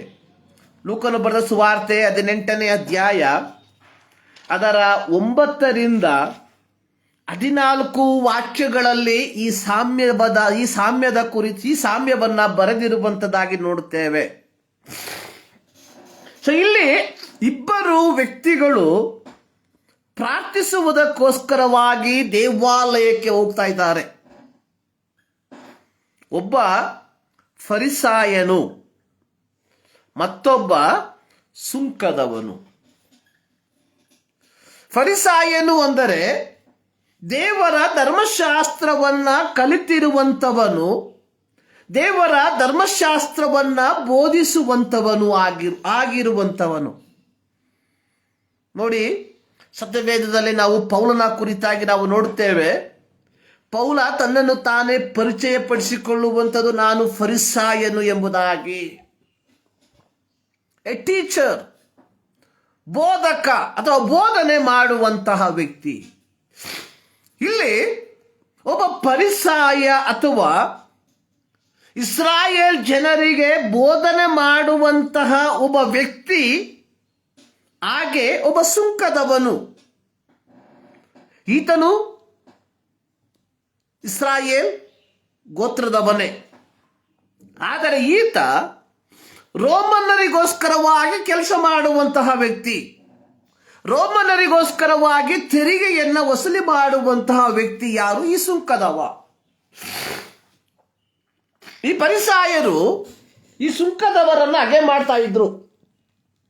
ಕಾರಣ ಈತ ರೋಮನ್ನರಿಗಾಗಿ ಕೆಲಸವನ್ನ ಮಾಡ್ತಾನೆ ಎಂಬುದಾಗಿ. What ever it may be. ಇಲ್ಲಿ ಫರಿಸಾಯ ಮತ್ತು ಸುಂಕದವನು ಪ್ರಾರ್ಥಿಸುವುದಕ್ಕೆ ಹೋಗುವಂತಹ ಸಂದರ್ಭದಲ್ಲಿ ಫರಿಸಾಯನ ಪ್ರಾರ್ಥನೆ 11ನೇ ವಾಕ್ಯ, ಫರಿಸಾಯನು ನಿಂತುಕೊಂಡು ಪ್ರಾರ್ಥಿಸುವಾಗ ತನ್ನೊಳಗೆ, ದೇವರೇ, ಸುಲುಕೊಳ್ಳುವವರು, ಅನ್ಯಾಯಗಾರರು, ಆದರ ಮಾಡುವವರು ಆಗಿರುವ ಉಳಿದ ಜನರಂತೆ ನಾನಲ್ಲ, ಈ ಸುಂಕದವನಂತೆಯೂ ಅಲ್ಲ, ಆದದರಿಂದ ನಿನಗೆ ಸ್ತೋತ್ರ ಮಾಡುತ್ತೇನೆ. ನೋಡಿ, ಇಲ್ಲಿ ಫರಿಸಾಯ ತನ್ನನ್ನು ತಾನೇ ಪವಿತ್ರನೆಂಬುದಾಗಿ ತೋರ್ಪಡಿಸಿಕೊಳ್ತಾ ಇದ್ದಾನೆ. ಅವರು ಹೇಳುವಂಥದ್ದು, ಸುಲುಕೊಳ್ಳುವವರು ಅಂದ್ರೆ ಸುಲುಕೊಳ್ಳುವವರು ಯಾರಾಗಿದ್ದಾರೆ? ಪಾಪಿಗಳು. ಆಮೇಲೆ ಅನ್ಯಾಯಗಾರರು, ಆಮೇಲೆ ಆದರ ಮಾಡುವವರು ವ್ಯಭಿಚಾರಿಗಳು, ಮತ್ತು ಈ ಸುಂಕದವನಂತೆಯೂ ನಾನಲ್ಲ. ಅಲ್ಲಿಗೆ ನಿಲ್ಲಿಲ್ಲ. ವಾರಕ್ಕೆ 2 ಆವರ್ತಿ ಉಪವಾಸ ಮಾಡುತ್ತೇನೆ ಅಂದ್ರೆ ತನ್ನ ಪವಿತ್ರತೆಯ ಪಟ್ಟಿಯನ್ನು ಹೇಳ್ತಾ ಇದ್ದಾನೆ. ಒಂದು, ನಾನು ಸುಲುಕೊಳ್ಳುವವನಲ್ಲ, ಅನ್ಯಾಯ ಮಾಡುವವನಲ್ಲ, ಆದರ ಮಾಡುವವನಲ್ಲ. 2, ನಾನು ವಾರಕ್ಕೆ 2 ಆವರ್ತಿ 2 ದಿನ ಉಪವಾಸ ಮಾಡ್ತೇನೆ. 3, ನಾನು ಸಂಪಾದಿಸಿದ ಎಲ್ಲದರಲ್ಲಿಯೂ 10ರಲ್ಲಿ 1 ಪಾಲು ಕೊಡುತ್ತೇನೆ, ಅಂದ್ರೆ ದಶಮ ಭಾಗವನ್ನ ಕೊಡುತ್ತೇನೆ. ಅಂದ್ರೆ ಇವತ್ತು ನಮ್ಮ ಪವಿತ್ರತೆ ಅನ್ನುವಂಥದ್ದು ಕೇವಲ ಬಾಹ್ಯವಾದ ತೋರಿಕೆಗೆ ಮಾತ್ರ ಸೀಮಿತವಾಗಿದೆ. ಇವತ್ತು ಕ್ರೈಸ್ತರ ಪವಿತ್ರತೆ ಎನ್ನುವಂಥದ್ದು, ದೇವಜನರ ಪವಿತ್ರತೆ ಅನ್ನುವಂಥದ್ದು ಕೇವಲ ಈ ಕಾರ್ಯಗಳಿಗೆ ಮಾತ್ರ ಸೀಮಿತವಾಗಿರುವಂಥದ್ದನ್ನು ನಾವು ಕಾಣುತ್ತೇವೆ. ಆದರೆ ಸುಂಕದವ, ದೇವರೇ, ಪಾಪಿಯಾದ ನನ್ನನ್ನು ಕರುಣಿಸು ಎಂದು ಎದೆ ಬಡಿದುಕೊಳ್ಳುತ್ತಾ ದೇವರಲ್ಲಿ ಪ್ರಾರ್ಥನೆ ಮಾಡ್ದ. 14ನೇ ವಾಕ್ಯದಲ್ಲಿ ನಾವು ನೋಡುವಂಥದ್ದು, ಈ ಸುಂಕದವನು ನೀತಿವಂತನಾಗಿ ತನ್ನ ಮನೆಗೆ ಹೋದ್ರೆ ಫರಿಸಾಯನು ಅಂಥವನಾಗಿ ಹೋಗಲಿಲ್ಲ. ಅಂದ್ರೆ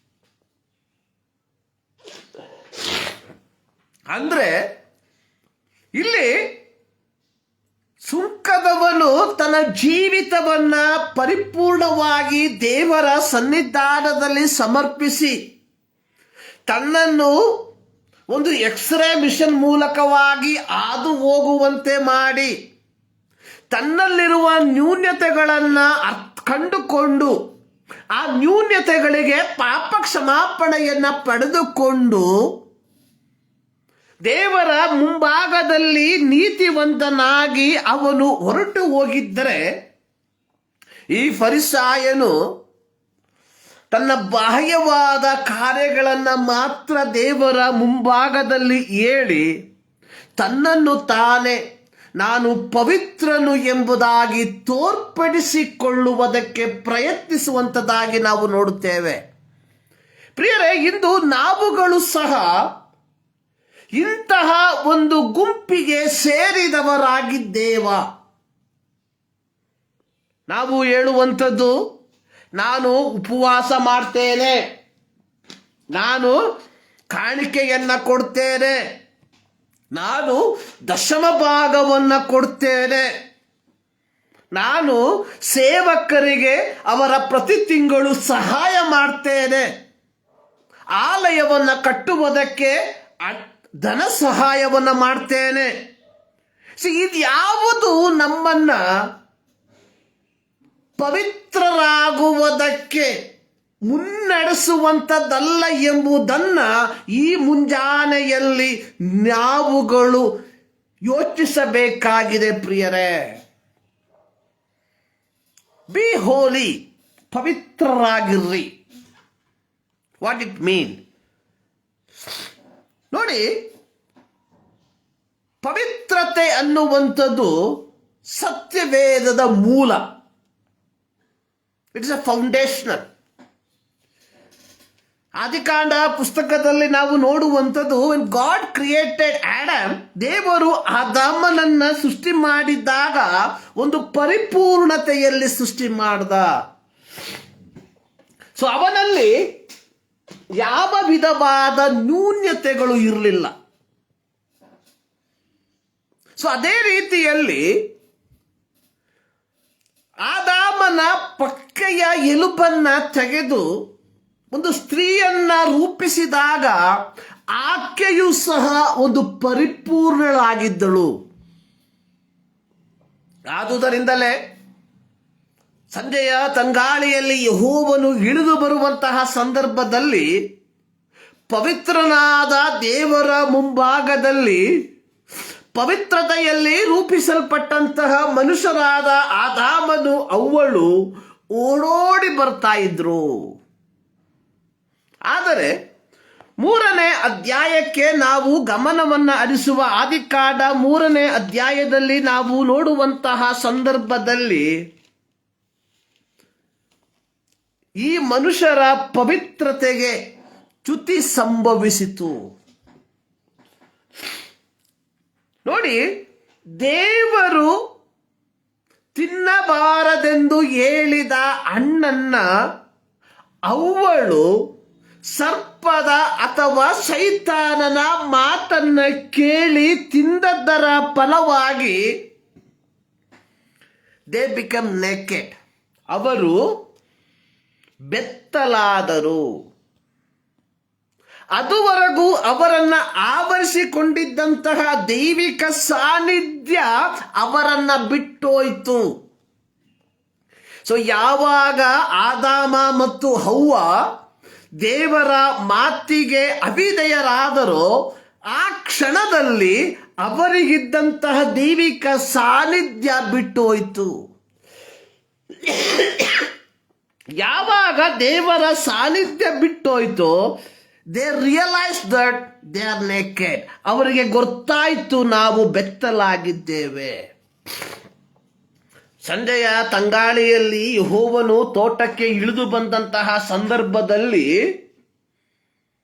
ಯೆಹೋವನು ತೋಟದಲ್ಲಿ ಸಂಚರಿಸುವ ಸಪ್ಪಳವನ್ನ ಕೇಳಿದಂಥವರು ತೋಟದ ಮರಗಳ ಹಿಂದೆ ಅಡಗಿಕೊಂಡ್ರು. They hide themself. ಕಾರಣ, ಪವಿತ್ರನಾದ ದೇವರು ಏದೇನ್ ತೋಟಕ್ಕೆ ಪ್ರವೇಶ ಮಾಡಿದಾಗ ಅಲ್ಲಿಯ ತನಕ ಪವಿತ್ರತೆಯಲ್ಲಿ ಜೀವಿಸುತ್ತಿದ್ದಂತಹ ಆದಾಮ ಅವ್ವಳು ದೇವರೊಟ್ಟಿಗೆ ನಡೆಯುತ್ತಿದ್ದಾಗ, ಆದರೆ ಸರ್ಪದ ಮಾತನ್ನ ಕೇಳಿ ದೇವರ ಆಜ್ಞೆಯನ್ನ ಉಲ್ಲಂಘಿಸಿದಾಗ ಅವರೇನಾದ್ರು? They become sinner. ಅವರು ಪಾಪಿಗಳಾದ್ರು. ಅವರು ಪಾಪಿಗಳಾದಾಗ ದೇವರ ಮುಂದೆ ನಿಲ್ಲುವುದಕ್ಕೆ ಆಗದೆ ದೇವರ ಮುಖದಿಂದ ತಮ್ಮನ್ನು ತಾವೇ ಮರೆ ಮಾಡಿಕೊಂಡ್ರು. ಅಂದ್ರೆ ಸತ್ಯವೇದ ಪವಿತ್ರತೆಗೆ ಬೆಲೆಯನ್ನ ಕೊಡ್ತದೆ. Because God is holy. ಯಾಜಕಕಾಂಡ ಪುಸ್ತಕದಲ್ಲಿ ನಾವು ನೋಡುವಂಥದ್ದು, be holy because I am holy. ನಾನು ಪವಿತ್ರನಾಗಿರುವ ಪ್ರಕಾರ ನೀವು ಸಹ ಪವಿತ್ರರಾಗಿರಿ ಎಂಬುದಾಗಿ. ಇದೇ ವಾಕ್ಯ ಭಾಗವನ್ನ ಅಪೊಸ್ತಲನಾದ ಪೇತ್ರನು ತನ್ನ ಪತ್ರಿಕೆಯಲ್ಲಿ ಬರೆದಿರುವಂಥದ್ದನ್ನು ನಾವು ನೋಡ್ತೇವೆ. 1 ಪೇತ್ರ 1ನೇ ಅಧ್ಯಾಯ 15ನೇ ವಾಕ್ಯದಲ್ಲಿ, ನಿಮ್ಮನ್ನು ಕರೆದಾತನು ಪರಿಶುದ್ಧನಾಗಿರುವ ಪ್ರಕಾರವೇ ನೀವು ವಿಧೇಯರಿಗೆ ತಕ್ಕಂತೆ. ವಿಧೇಯರಿಗೆ ಇಂಪಾರ್ಟೆಂಟ್. ಅಂದ್ರೆ ದೇವರ ಮುಂಭಾಗದಲ್ಲಿ ನಾನು ಪವಿತ್ರನಾಗಿ ಪರಿಶುದ್ಧನಾಗಿರಬೇಕಾದರೆ ದೇವರ ಮಾತಿಗೆ ವಿಧೇಯನಾಗಬೇಕು. ಸೊ ನಮ್ಮ ಪವಿತ್ರತೆ ಅನ್ನುವಂಥದ್ದು, ನಾನು ಆದರ ಮಾಡೋದಿಲ್ಲ, ನಾನು ಸುಳ್ಳಾಡೋದಿಲ್ಲ, ನಾನು ಅದು ಮಾಡೋದಿಲ್ಲ, ಇದು ಮಾಡೋದಿಲ್ಲ, ನಾನು ಉಪವಾಸ ಮಾಡ್ತೇನೆ, ನಾನು ದಶಮ ಭಾಗ ಕೊಡ್ತೇನೆ. ಸೊ ಇದು ನಮ್ಮ ಮಾನದಂಡವಾಗಿದ್ರೆ, ಪವಿತ್ರತೆಗೆ ಮಾನದಂಡ ನಮ್ಮದು ಈ ಕಾರ್ಯಗಳಾಗಿದ್ರೆ, ದೇವರು ಬಯಸುವಂಥದ್ದು ದೇವರಿಗೆ ವಿಧೇಯರಾಗಿ ಜೀವಿಸುವಂಥದ್ದು.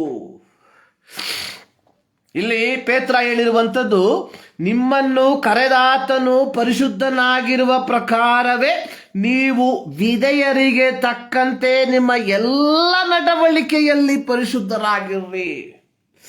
ಪ್ರಿಯರೇ, ನಾವು ಪರಿಶುದ್ಧರಾಗಿದ್ದೇವಾ?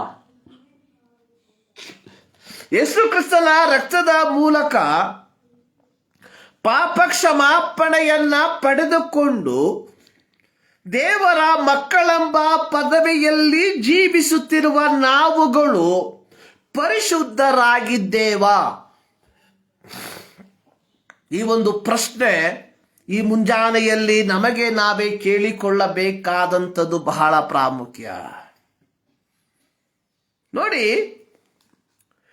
ವಾಟ್ ಈಸ್ ಹೋಲಿ? ಪವಿತ್ರತೆ ಅಂದ್ರೆ ಏನು? ಇದರ ಕುರಿತಾಗಿ ಬರೆದಿರುವಂಥದ್ದು, holiness not merely abstaining from evil but also total allegiance to God. ಪವಿತ್ರತೆ ಅನ್ನುವಂಥದ್ದು ಕೇವಲ ಕೆಟ್ಟತನದಿಂದ ದೂರವಿರುವುದು ಮಾತ್ರವಲ್ಲ. ಪವಿತ್ರತೆ ಅನ್ನುವಂಥದ್ದು ಕೆಟ್ಟ ಕಾರ್ಯಗಳನ್ನ ಮಾಡುವುದರಿಂದ ದೂರವಿರುವಂಥದ್ದು ಮಾತ್ರವಲ್ಲ, ದೇವರಿಗೆ ಪೂರ್ಣ ನಿಷ್ಠೆಯನ್ನ ತೋರಿಸುವಂಥದ್ದು. ಪೂರ್ಣವಾದ ನಿಷ್ಠೆ, complete surrendering to God. To be holy ಅಂದ್ರೆ, ಪರಿಶುದ್ಧರಾಗಿರುವುದು ಅಂದ್ರೆ ದೇವರಿಗೆ ಪರಿಪೂರ್ಣವಾಗಿ ನಮ್ಮನ್ನ ಒಪ್ಪಿಸಿಕೊಡುವಂಥದ್ದು. ಪೌಲನ ಭಾಷೆಯಲ್ಲಿ ನಾವು ಹೇಳೋದಾದ್ರೆ, ರೋಮಾ ಪತ್ರಿಕೆ 12ನೇ ಅಧ್ಯಾಯದಲ್ಲಿ ಪೌಲ ಹೇಳಿರುವಂಥದ್ದು,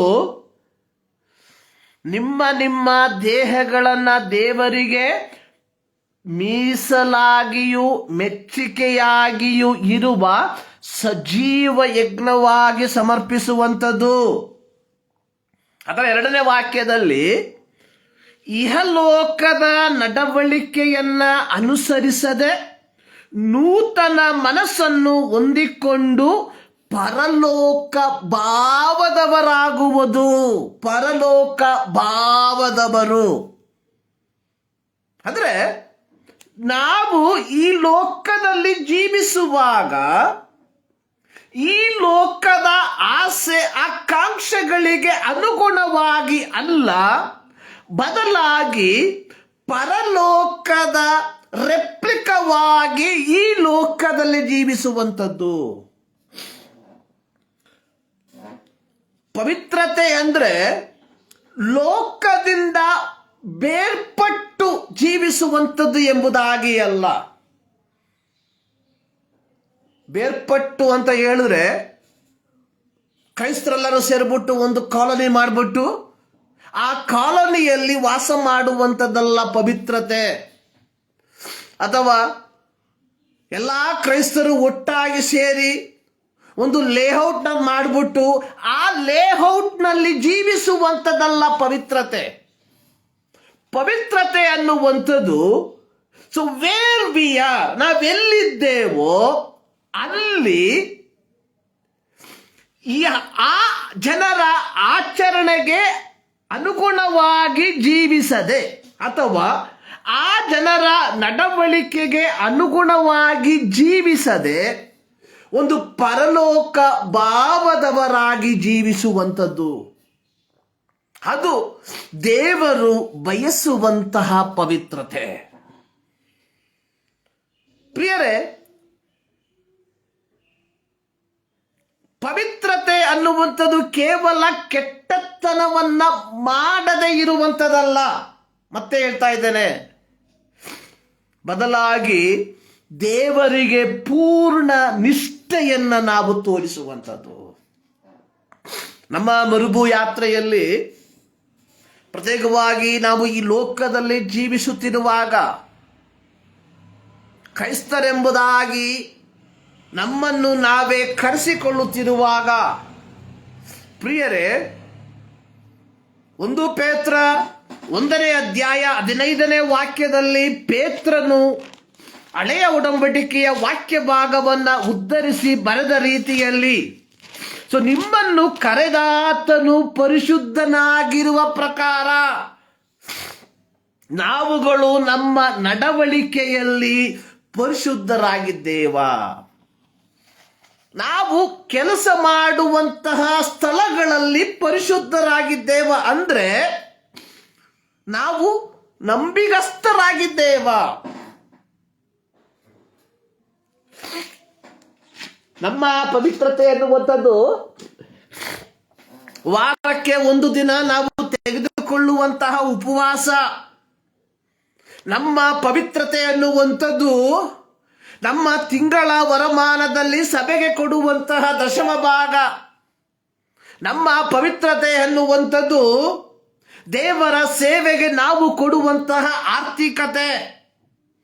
ಆದರೆ ಪ್ರಿಯರೇ, ಇದ್ಯಾವುದು ಪವಿತ್ರತೆಯಲ್ಲ. ಪವಿತ್ರತೆ ಎನ್ನುವಂಥದ್ದು ದೇವರಿಗೆ ವಿಧೇಯರಾಗಿ ಜೀವಿಸುವಂಥದ್ದು. ಅದನ್ನೇ ಪೇತ್ರ ಇಲ್ಲಿ ಹೇಳ್ತಾ ಇದ್ದಾನೆ, ನಿಮ್ಮನ್ನು ಕರೆದಾತನು ಪರಿಶುದ್ಧನಾಗಿರುವ ಪ್ರಕಾರವೇ ನೀವು ವಿಧೇಯರಿಗೆ ತಕ್ಕಂತೆ ಎಲ್ಲ ನಡವಳಿಕೆಯಲ್ಲಿ ಪರಿಶುದ್ಧರಾಗಿರಬೇಕು. ನೋಡಿ, ಧರ್ಮೋಪದೇಶ ಕಾಂಡ 7ನೇ ಅಧ್ಯಾಯ, the book of Deuteronomy chapter 7, ಸರ್ವಶಕ್ತನಾದ ದೇವರು ಇಸ್ರಾಯೇಲರಿಗೆ ಹೇಳುವಂತಹ ಕೆಲವು ಮಾತುಗಳು. Be holy, separation from the sin, ಪಾಪದಿಂದ ಒಂದು ಬೇರ್ಪಡುವಿಕೆ ಹಳೆ ಒಡಂಬಡಿಕೆಯಲ್ಲಿ. ನೋಡಿ, ಸರ್ವಶಕ್ತನಾದ ದೇವರು ಮೋಶೆಯ ಮೂಲಕವಾಗಿ ಇಸ್ರಾಯೇಲರಿಗೆ ಹೇಳಿದಂಥದ್ದು, ನೀವು ಸ್ವಾಧೀನ ಮಾಡಿಕೊಳ್ಳುವುದಕ್ಕೆ ಹೋಗುವ ದೇಶದಲ್ಲಿ ನಿಮ್ಮ ದೇವರಾದ ಯೆಹೋವನು ನಿಮ್ಮನ್ನು ಸೇರಿಸಿ ಸಂಖ್ಯೆಯಲ್ಲಿಯೂ ಬಲದಲ್ಲಿಯೂ ನಿಮಗೆ ಮೀರುವ ಹಿತ್ತಿಯರು, ಗಿರ್ಗಾಷಿಯರು, ಅಮೋರಿಯರು, ಕನಾನ್ಯರು, ಪೆರಿಜ್ಜಿಯರು, ಹಿವ್ವಿಯರು, ಯೆಬೂಸಿಯರು ಎಂಬ 7 ಜನಾಂಗಗಳನ್ನು ನಿಮ್ಮ ಎದುರಿನಿಂದ ಹೊರಡಿಸುವವನಾಗಿ ಅವರನ್ನು ನಿಮ್ಮಿಂದ ಪರಾಜಯಪಡಿಸುವಾಗ ಸೊ ನೀವು ಅವರನ್ನು ನಿಶ್ಶೇಷವಾಗಿ ಸಂಹರಿಸಬೇಕು. ಸೊ ಇಲ್ಲಿ ಸರ್ವಶಕ್ತನಾದ ದೇವರು ಇಸ್ರಾಯೇಲ್ಯರನ್ನ ತನ್ನ ಸ್ವಕೀಯ ಪ್ರಜೆಯಾಗಿ ಆರಿಸಿಕೊಂಡಿದ್ದಾನೆ. ತನಗಾಗಿ ಒಂದು ಮೀಸಲಾದ ಜನಾಂಗವಾಗಿ ಆರಿಸಿಕೊಂಡಿದ್ದಾನೆ. ಸೊ ಹೀಗಿರಲಾಗಿ ನಾವು 1 ಪೇತ್ರ 1:15 ನೋಡಿದ ಪ್ರಕಾರ, ಸೊ ನಿಮ್ಮನ್ನು ಕರೆದಾತನು ಪರಿಶುದ್ಧನಾಗಿರುವ ಪ್ರಕಾರ, ಇಲ್ಲಿ ಸರ್ವಶಕ್ತನಾದ ದೇವರು ಇಸ್ರಾಯೇಲರನ್ನ ಆರಿಸಿಕೊಂಡಿರುವಂಥದ್ದು ಒಂದು ಪರಿಶುದ್ಧವಾದ ಜನಾಂಗವಾಗಿ ಜೀವಿಸುವುದಕ್ಕೋಸ್ಕರವಾಗಿ ಯೇಸು ಕ್ರಿಸ್ತನ ರಕ್ತದ ಮೂಲಕ ಪಾಪ ಕ್ಷಮಾಪಣೆಯನ್ನ ಪಡೆದುಕೊಂಡಿರುವ ನಾವುಗಳು ಈ ಲೋಕದಲ್ಲಿ ಪವಿತ್ರರಾಗಿ ಜೀವಿಸಬೇಕು ಎಂಬುವಂಥದ್ದನ್ನು ನಾವು ಯೋಚನೆ ಮಾಡಿಕೊಳ್ಬೇಕು. ನೋಡಿ, ಯೋಹಾನನ ಬರೆದ ಸುವಾರ್ತೆ 15ನೇ ಅಧ್ಯಾಯದಲ್ಲಿ ಯೇಸು ಸ್ವಾಮಿ ಹೇಳಿರುವಂತ ಮಾತು, ನೀವು ನನ್ನನ್ನು ಆರಿಸಿಕೊಳ್ಳಲಿಲ್ಲ, ನಾನು ನಿಮ್ಮನ್ನು ಆರಿಸಿಕೊಂಡೆನು. ನೋಡಿ, ಇಸ್ರಾಯೇಲ್ ಮಕ್ಕಳನ್ನ ಇಸ್ರಾಯೇಲರಲ್ಲ ಯೆಹೋವನನ್ನ ಆರಿಸಿಕೊಂಡದ್ದು, ಯೆಹೋವನು ಇಸ್ರಾಯೇಲರನ್ನ ಆರಿಸಿಕೊಂಡ. ಇಸ್ರಾಯೇಲರನ್ನ ಅಥವಾ ಯಹೂದ್ಯರನ್ನ ಆರಿಸಿಕೊಂಡಂತಹ ದೇವರು ಯೆಹೋವನು ಪರಿಶುದ್ಧನಾಗಿರುವುದರಿಂದ ಆತನು ಆರಿಸಿಕೊಂಡಿರುವಂತಹ ಇಸ್ರಾಯೇಲರು ಪರಿಶುದ್ಧರಾಗಿರಬೇಕು. ನೋಡಿ, ಯೇಸು ಸ್ವಾಮಿಯ ಕುರಿತಾಗಿ ಪತ್ರಿಕೆಯಲ್ಲಿ ಬರೆಯಲ್ಪಟ್ಟಿರುವಂಥದ್ದು, ಆತನು ನಮ್ಮ ಹಾಗೆ ಶೋಧಿಸಲ್ಪಟ್ಟನು, ಆದರೆ ಪಾಪ ಮಾತ್ರ ಮಾಡಲಿಲ್ಲ. ಅಂದ್ರೆ ಪಾಪ ಮಾಡದ ಯೇಸು ಸ್ವಾಮಿ ಅಥವಾ ಯೇಸು ಕ್ರಿಸ್ತನು ನಮ್ಮನ್ನು ತನ್ನ ರಕ್ತದ ಮೂಲಕವಾಗಿ ಕೊಂಡುಕೊಂಡಿರುವಾಗ ನಾವುಗಳು ಪರಿಶುದ್ಧರಾಗಿರಬೇಕು. ಇಲ್ಲಿ ಸರ್ವಶಕ್ತನಾದ ದೇವರು ಇಸ್ರಾಯೇಲನಿಗೆ ಹೇಳುವಂಥದ್ದು, ನೀವು ಸ್ವಾಧೀನ ಮಾಡಿಕೊಳ್ಳುವ ದೇಶದಲ್ಲಿ ಏನಿದಾವೆ, ಅನೇಕ ವಿಧವಾದಂತಹ ಅನಾಚಾರಗಳಿವೆ. ಇವೆಲ್ಲವನ್ನ ನೀವೇನು ಮಾಡಬೇಕು, ತೆಗೆದು ಬಿಡಬೇಕು. ಪ್ರೇರೆ, ನಾವು ವಾಸಿಸುವಂತಹ ಲೋಕದಲ್ಲಿ ಅನೇಕ ವಿಧವಾದ ಅನಾಚಾರಗಳಿವೆ. ಆದುದರಿಂದಲೇ ಪೌಲ ರೋಮ ಪತ್ರಿಕೆ 12ನೇ ಅಧ್ಯಾಯದಲ್ಲಿ ಹೇಳಿರುವಂಥದ್ದು, ನೀವೇನ್ ಮಾಡ್ಬೇಕಂತೆ, ನೀವು ಇಹಲೋಕದ ನಡವಳಿಕೆಯನ್ನ ಅನುಸರಿಸಬಾರ್ದು. ಬಿ ಹೋಲಿ ಮೀನ್ಸ್ ಒಂದು ಹೊಸ ಲೇಔಟ್ ಅನ್ನ ಸ್ಥಾಪನೆ ಮಾಡಿ ಅಲ್ಲಿ ಕ್ರೈಸ್ತರು ಬದುಕಬೇಕು ಎಂಬುದಾಗಿ ಅಲ್ಲ. ನೋಡಿ, ಯೇಸು ಸ್ವಾಮಿ ಹೇಳಿರುವಂಥದ್ದು, ನೀವು ಲೋಕಕ್ಕೆ ಬೆಳಕಾಗಿದ್ದೀರಾ. ಪ್ರತಿಯೊಬ್ಬ ಕ್ರೈಸ್ತನು ಬೆಳಕಾಗಿರುವಾಗ ಯಾಕೆ ಕ್ರೈಸ್ತರು ಒಂದೇ ಜಾಗದಲ್ಲಿ ವಾಸ ಮಾಡಬೇಕು? ಬೆಳಕು ಎಲ್ಲಿ ಅವಶ್ಯ? ವೇರ್ ದೇರ್ ಇಸ್ ಡಾರ್ಕ್ನೆಸ್, ಎಲ್ಲಿ ಕತ್ತಲುಂಟೋ ಅಲ್ಲಿ ಬೆಳಕು ಬೇಕು. ಪ್ರಿಯರೇ, ದೇವರು ನಮ್ಮನ್ನ ಈ ಲೋಕದಲ್ಲಿ ಇಟ್ಟಿರುವಂಥದ್ದು ಬೆಳಕಾಗಿ. ಈಗಿರಲಾಗಿ ನಾವು ಆಗಿರುವಂತಹ ಜಾಗದಲ್ಲಿ ದೇವರಿಗೆ ಒಂದು ಪವಿತ್ರ ಜನಾಂಗವಾಗಿ ಜೀವಿಸಬೇಕಾದಂಥದ್ದು ಅವಶ್ಯ. ಇಲ್ಲಿ ಧರ್ಮೋಪದೇಶ ಕಾಂಡದಲ್ಲಿ ನಾವು ನೋಡುವಂಥದ್ದು, ಮೊದಲು ನೀವು ಅವರನ್ನು ನಿಶ್ಶೇಷವಾಗಿ ಸಂಹರಿಸಬೇಕು, ಅವರ ಸಂಗಡ ಒಡಂಬಡಿಕೆ ಮಾಡಿಕೊಳ್ಬಾರ್ದು. ಒಡಂಬಡಿಕೆ ಅಂದ್ರೆ ಒಂದು ಪವಿತ್ರವಾದ ಜೀವಿತವನ್ನ ನಾವು ಜೀವಿಸಬೇಕಾದ್ರೆ ಈ ಲೋಕದೊಂದಿಗೆ ನಾವು ಒಡಂಬಡಿಕೆ ಮಾಡಬಾರ್ದು. We should not do any compromise this with this world. ನೋಡಿ, ಪವಿತ್ರತೆಗೆ ಅಡ್ಡಿಯಾಗಿ ನಿಂತಿರುವಂಥದ್ದು ಕಾಂಪ್ರಮೈಸ್.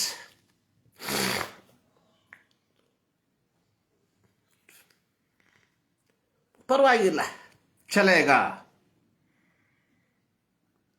ಪ್ರಿಯರೇ, ಇಲ್ಲಿ ಸರ್ವಶಕ್ತನಾದ ದೇವರು ಮೋಶೆಯ ಮೂಲಕವಾಗಿ ಇಸ್ರಾಯೇಲರಿಗೆ ಹೇಳುವಂಥದ್ದು, ನೀವು ಒಡಂಬಡಿಕೆ ಮಾಡಿಕೊಳ್ಳಬಾರ್ದು. ಎರಡನೇದು, ಅವರೊಂದಿಗೆ ಬೀಗತನ ಮಾಡ್ಕೊಬಾರ್ದು. ಅಂದ್ರೆ ಯು ಶುಡ್ ನಾಟ್ ಮ್ಯಾರಿ. ಇಸ್ರಾಯೇಲ್ ಮಕ್ಕಳಿಗೆ ಹೇಳುವಂಥದ್ದು, ನೀವು ಯಾರು ಇತ್ತಿಯರನ್ನಾಗಲಿ, ಗಿರ್ಗಾಶಿಯರನ್ನಾಗಲಿ, ಅಮೋರಿಯರನ್ನಾಗಲಿ, ಕನಾನ್ಯರನ್ನಾಗಲಿ, ಪೆರಿಜಿಯರನ್ನಾಗಲಿ, ಇವ್ವಿಯರನ್ನಾಗಲಿ, ಎಬೋಸಿಯರನ್ನಾಗಲಿ ಯಾರೊಂದಿಗೂ ಬೀಗತನ ಮಾಡ್ಕೊಂಬಾರ್ದು. ಅಂದ್ರೆ you should not inter married.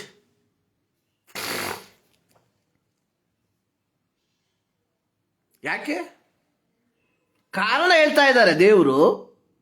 ಹಾಗೆ ಮಾಡಿದ್ರೆ ಯಾಕೆ?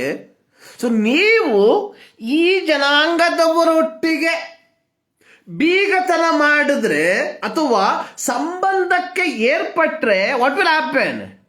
ಸೊ ಅವರೇನ್ ಮಾಡ್ತಾರೆ? ನಿಮ್ಮನ್ನು ದೇವರ ಮಾರ್ಗದಿಂದ ತಪ್ಪಿಸ್ಬಿಡ್ತಾರೆ. ಸೊ ನೀವು you are a peculiar people. ನೀವು ಪ್ರತ್ಯೇಕವಾಗಿ ಮೀಸಲಾದ ಜನಾಂಗ. ಸೊ ನಾನು ಪರಿಶುದ್ಧ. ಸೊ ನೀವು ಪರಿಶುದ್ಧರಾಗಿರ್ಬೇಕಾದ್ರೆ ನೀವು ಈ ಲೋಕದಲ್ಲಿ you should not compromise with this world. ಈ ಲೋಕದೊಟ್ಟಿಗೆ ನೀವು ಇಜ್ಜೋಡಾಗಬಾರ್ದು. ಈ ಲೋಕದವರೊಂದಿಗೆ ನೀವು ಬೀಗತನ ಮಾಡಬಾರ್ದು. ಪ್ರಿಯರೇ, ಯೇಸು ಕ್ರಿಸ್ತನ ರಕ್ತದ ಮೂಲಕ ಪಾಪ ಕ್ಷಮಾಪಣೆಯನ್ನು ಪಡೆದುಕೊಂಡಿರುವ ನಾವುಗಳು ಸ್ವಾರ್ಥ ಲಾಭಕ್ಕೋಸ್ಕರವಾಗಿ ನಾವು ಎಷ್ಟರ ಮಟ್ಟಿಗೆ ಕಾಂಪ್ರಮೈಸ್ ವಿತ್ ದಿಸ್ ವರ್ಲ್ಡ್, ಈ ಲೋಕದವರೊಂದಿಗೆ ಎಷ್ಟರ ಮಟ್ಟಿಗೆ ನಾವು ಕಾಂಪ್ರಮೈಸ್ ಮಾಡ್ಕೊಂಡಿದ್ದೇವೆ. ಈ ಲೋಕದವರೊಂದಿಗೆ ನಾವು ಕಾಂಪ್ರಮೈಸ್ ಮಾಡ್ಕೊಳ್ಳೋರಾದ್ರೆ ವಿ ಆರ್ ನಾಟ್ ಹೋಲಿ. ನಾವು ಪರಿಶುದ್ಧರಲ್ಲ ಪ್ರಿಯರೇ. ಇದು ನನ್ನ ಮಾತಲ್ಲ, ಸರ್ವಶಕ್ತನಾದ ದೇವರು ತಾನೇ ಹೇಳಿರುವಂತಹ ಮಾತು. ಸಪ್ರೇಷನ್ ಫ್ರಮ್ ದ ಸಿನ್. ನೋಡಿ, 6ರಿಂದ 8 ವಾಕ್ಯಗಳಲ್ಲಿ ದೇವರು ಹೇಳುವಂಥದ್ದು, ನೀವು ಮೀಸಲಾದ ಜನವು, ನೀವು ಸ್ವಕೀಯ ಜನ. ಆಮೇಲೆ ನಾನು ನಿಮ್ಮನ್ನ ಆರಿಸಿಕೊಂಡದ್ದು not because you are something great, but I loved. ನಾನು ನಿಮ್ಮನ್ನ ಪ್ರೀತಿ ಮಾಡಿದ್ದೇನೆ. ಯೋಹಾನ 3:16, God so love the world. ದೇವರು ಲೋಕದ ಮೇಲೆ ಅಂದ್ರೆ ನನ್ನ ಮೇಲೆ ಎಷ್ಟೋ ಪ್ರೀತಿಯನ್ನಿಟ್ಟು, ದೇವರು ನನ್ನನ್ನ ಪ್ರೀತಿ ಮಾಡಿ ನನ್ನ ಮೇಲೆ ಇಟ್ಟಿದ್ದರ ಫಲವಾಗಿ ತನ್ನ ರಕ್ತದ ಮೂಲಕ ನನ್ನ ಪಾಪವನ್ನು ಪರಿಹರಿಸಿ ನನ್ನನ್ನ ದೇವರ ಮಗನಾಗಿ ಮಗಳಾಗಿ ಮಾರ್ಪಟ್ಟಿರುವಾಗ, ಸೊ ನನ್ನ ದೇವರು, ನನ್ನನ್ನ ಪ್ರೀತಿಸಿದಂತಹ ದೇವರು ಪರಿಶುದ್ಧನಾಗಿರುವಾಗ ನಾನು ಸಹ ಪರಿಶುದ್ಧನಾಗಿರಬೇಕು. ಆಗ ನಾನು ಪರಿಶುದ್ಧನಾಗಿರ್ಬೇಕಾದ್ರೆ I should not made any compromise with this world. ಲೋಕದೊಟ್ಟಿಗೆ ಯಾವ ಹೊಂದಾಣಿಕೆಯನ್ನು ಮಾಡ್ಕೊಳ್ಬಾರ್ದು. ಲೋಕದೊಟ್ಟಿಗೆ ಹೊಂದಾಣಿಕೆ ಮಾಡಿದ್ರೆ ಏನಾಗುತ್ತೆ? ನಾನು ದೇವರಿಂದ ದೂರ ಹೋಗ್ತೇನೆ. ಯೋಹಾನನು ತನ್ನ ಪತ್ರಿಕೆಯಲ್ಲಿ ಬರೆದಿರುವಂಥದ್ದು, ಲೋಕವನ್ನಾಗಲಿ ಲೋಕದಲ್ಲಿರುವುದನ್ನಾಗಲಿ ಪ್ರೀತಿ ಮಾಡಬೇಡ್ರಿ. ಯಾರಾದರೂ ಲೋಕವನ್ನ ಪ್ರೀತಿ ಮಾಡಿದ್ರೆ ತಂದೆಯ ಮೇಲಣ ಪ್ರೀತಿ ಅವನಲ್ಲಿ ಇರೋದಿಲ್ಲ. Do not love the world are the things of the world. ಲೋಕವನ್ನು ಪ್ರೀತಿ ಮಾಡಬೇಡ್ರಿ. ಅಂದ್ರೆ ನಮ್ಮ ಜೀವಿತ ಒಂದು ಮಾದರಿಯ ಜೀವಿತವಾಗಿರಬೇಕು. ಪ್ರಿಯರೇ, ದೇವರು ನಮಗೆ ಕುಟುಂಬವನ್ನ ಕೊಟ್ಟಿದ್ದಾನೆ. ದೇವರು ನಮಗೆ ಕೆಲಸವನ್ನ ಕೊಟ್ಟಿದ್ದಾನೆ. ದೇವರು ನಮಗೆ ಬದುಕುವ ಮಾರ್ಗವನ್ನ ತೆರೆದಿದ್ದಾನೆ. ಸೊ ಅವುಗಳಲ್ಲಿ ನಾವು ಸಂತೃಪ್ತರಾಗಿರಬೇಕು. ಮೋಸದಿಂದ, ವಂಚನೆಯಿಂದ ಸಂಪಾದಿಸುವಂತವರಾಗಿರಬಾರ್ದಷ್ಟೇ. ಟು ಬಿ ಹೋಲಿ ಮೀನ್ಸ್, ಪವಿತ್ರತೆ ಅಂದ್ರೆ ದೇವರು ನಮಗೆ ಕೊಟ್ಟಿರುವಂತಹ ಆರ್ಥಿಕತೆಯಲ್ಲಿ ನಂಬಿಗಸ್ತರಾಗಿ ಜೀವಿಸುವಂಥದ್ದು. ಬೇರೊಬ್ಬನನ್ನ ಮೋಸಗೊಳಿಸುವಂಥದ್ದಲ್ಲ ನಮ್ಮ ಜೀವಿತ.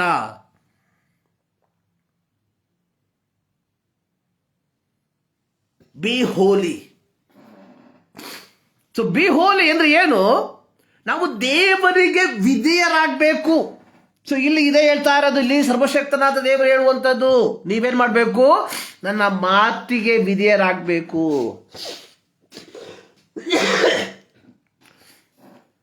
ನೋಡಿ, ಇನ್ ಕೇಸ್ ನೀವು ಈ ರೀತಿ ಬೀಗತನ ಮಾಡಿದ್ರೆ ಏನಾಗ್ತೀರಾ?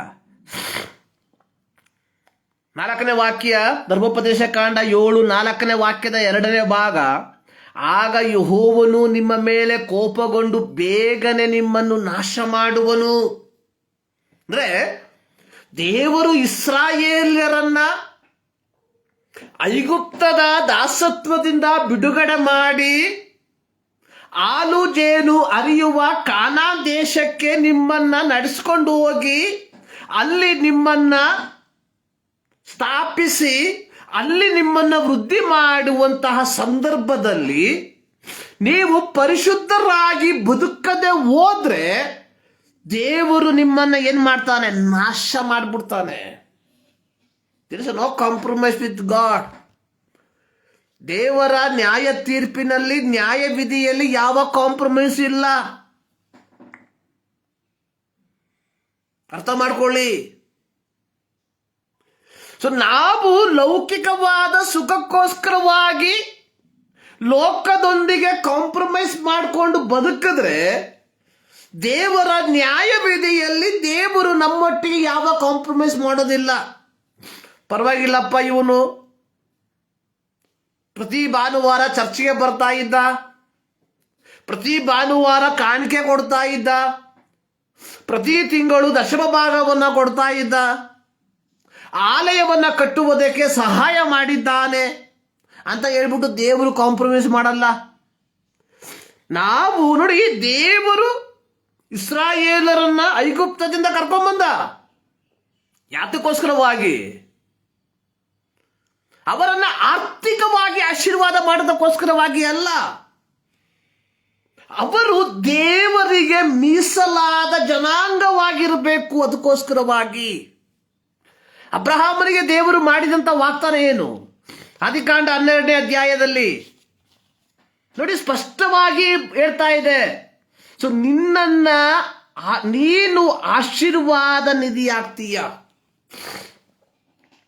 ಅಂದ್ರೆ ಗಾಡ್ ವಾಂಟ್ಸ್ ಟು ಶೋ, ದೇವರಿಗೆ ಈ ಲೋಕಕ್ಕೆ ತೋರಿಸುವುದಕ್ಕೆ ಒಂದು ಜನಾಂಗ ಬೇಕು. ದೇವರ ಸಂರಕ್ಷಣೆಯಲ್ಲಿ, ದೇವರ ಆಳ್ವಿಕೆಯಲ್ಲಿ ಒಳಪಟ್ಟಿರುವಂತ ಒಂದು ಜನಾಂಗ ಬೇಕು. ಅದಕ್ಕೋಸ್ಕರವಾಗಿ ದೇವರು ಇಸ್ರಾಯೇಲ್ ಮಕ್ಕಳನ್ನ ಐಗುಪ್ತದಿಂದ ಕರ್ಕೊಂಡು ಬಂದಿದ್ದು. ಆದ್ರೆ ಅವ್ರೇನ್ ಮಾಡಿದ್ರು? ದೇವರ ಮಾತಿಗೆ ವಿಧೇಯರಾಗಲಿಲ್ಲ. ಅದರ ಫಲವಾಗಿ ಏನಾಯ್ತು?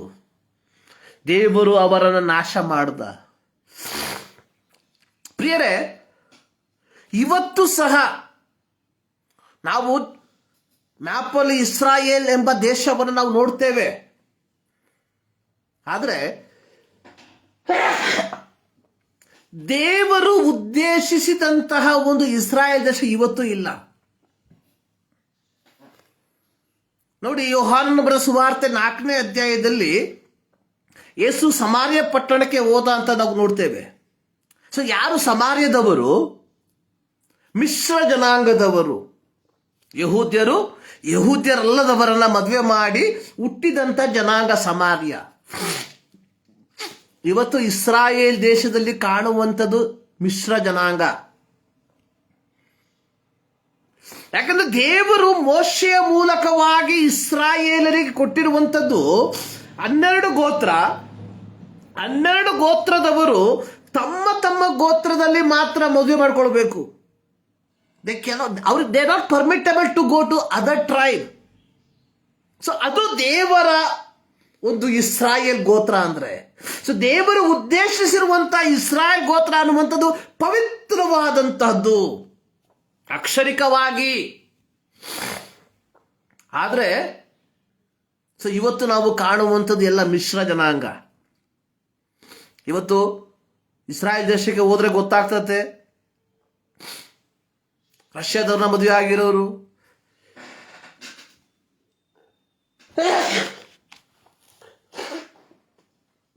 ಬೇರೆ ಬೇರೆ ದೇಶದವರ ಮದುವೆ ಆಗಿರುವಂಥವರು, ದೇ ಆಲ್ ಮಿಕ್ಸ್ಡ್. ಸತ್ಯವೇದದ ಪ್ರಕಾರವಾಗಿ ನಾವು ನೋಡಿದ್ರೆ ದೇ ಆರ್ ಸಮರಿತನ್. ಬಟ್ ಗಾಡ್, ದೇವರ ಇಂಟೆನ್ಷನ್ ಏನಾಗಿತ್ತು? A peculiar people.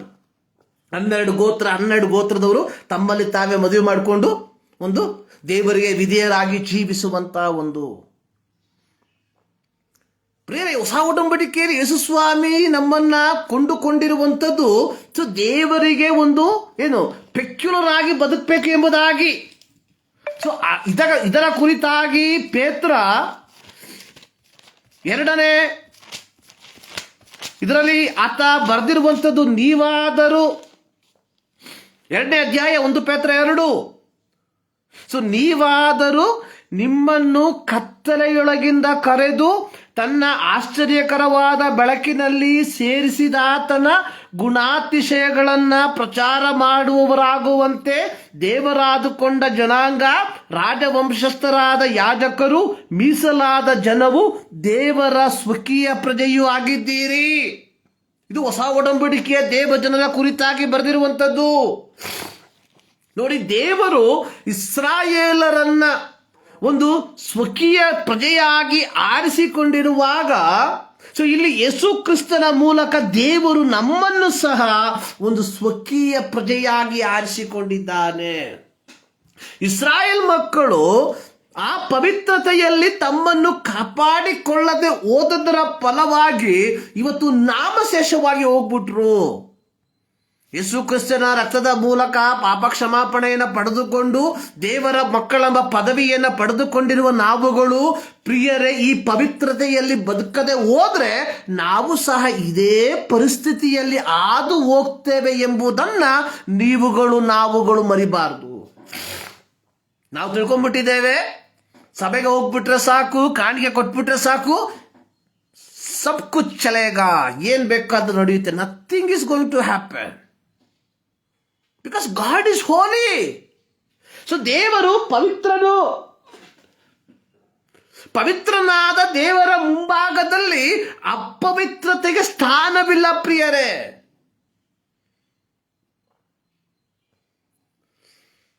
ನೋಡಿ, ಇದರ ಕುರಿತಾಗಿ ಪೌಲ ಏನು ಹೇಳ್ತಾ ಇದ್ದಾನೆ?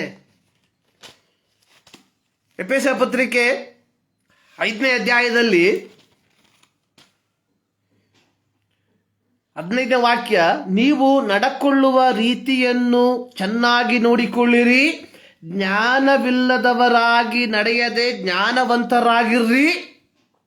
ಈ ದಿನಗಳು ಕೆಟ್ಟವುಗಳಾಗಿವೆ. ಕಾಲವನ್ನು ಸುಮ್ಮನೆ ಕಳೆಕೊಳ್ಳದೆ ಬೆಲೆಯುಳ್ಳದೆಂದು ಉಪಯೋಗಿಸಿ ಬುದ್ಧಿಹೀನರಾಗಿ ನಡೆಯದೆ, ಅಂದ್ರೆ ಪಾಪದಲ್ಲಿ ನಡೆಯದೆ ಕರ್ತನ ಚಿತ್ತವೇನೆಂಬುದನ್ನು ವಿಚಾರಿಸಿ ತಿಳಿದುಕೊಳ್ಳ್ರಿ. ಏನು ಕರ್ತನ ಚಿತ್ತ? ಎಲ್ಲರೂ ಕರ್ತನ ಚಿತ್ತಕ್ಕೋಸ್ಕರವಾಗಿ ಪ್ರಾರ್ಥಿಸುವಂತವರಾಗಿದ್ದೇವೆ, ಹೌದಲ್ಲ? ಸೊ ನಾವೆಲ್ಲರೂ ಕರ್ತನ ಚಿತ್ತಕ್ಕೋಸ್ಕರವಾಗಿ ನಾವು ಪ್ರಾರ್ಥಿಸ್ತೇವೆ. ಏನು ಕರ್ತನ ಚಿತ್ತ? What is the will of God? ನೋಡಿ, 1 ಥೆಸಲೋನಿಕ 4ನೇ ಅಧ್ಯಾಯದಲ್ಲಿ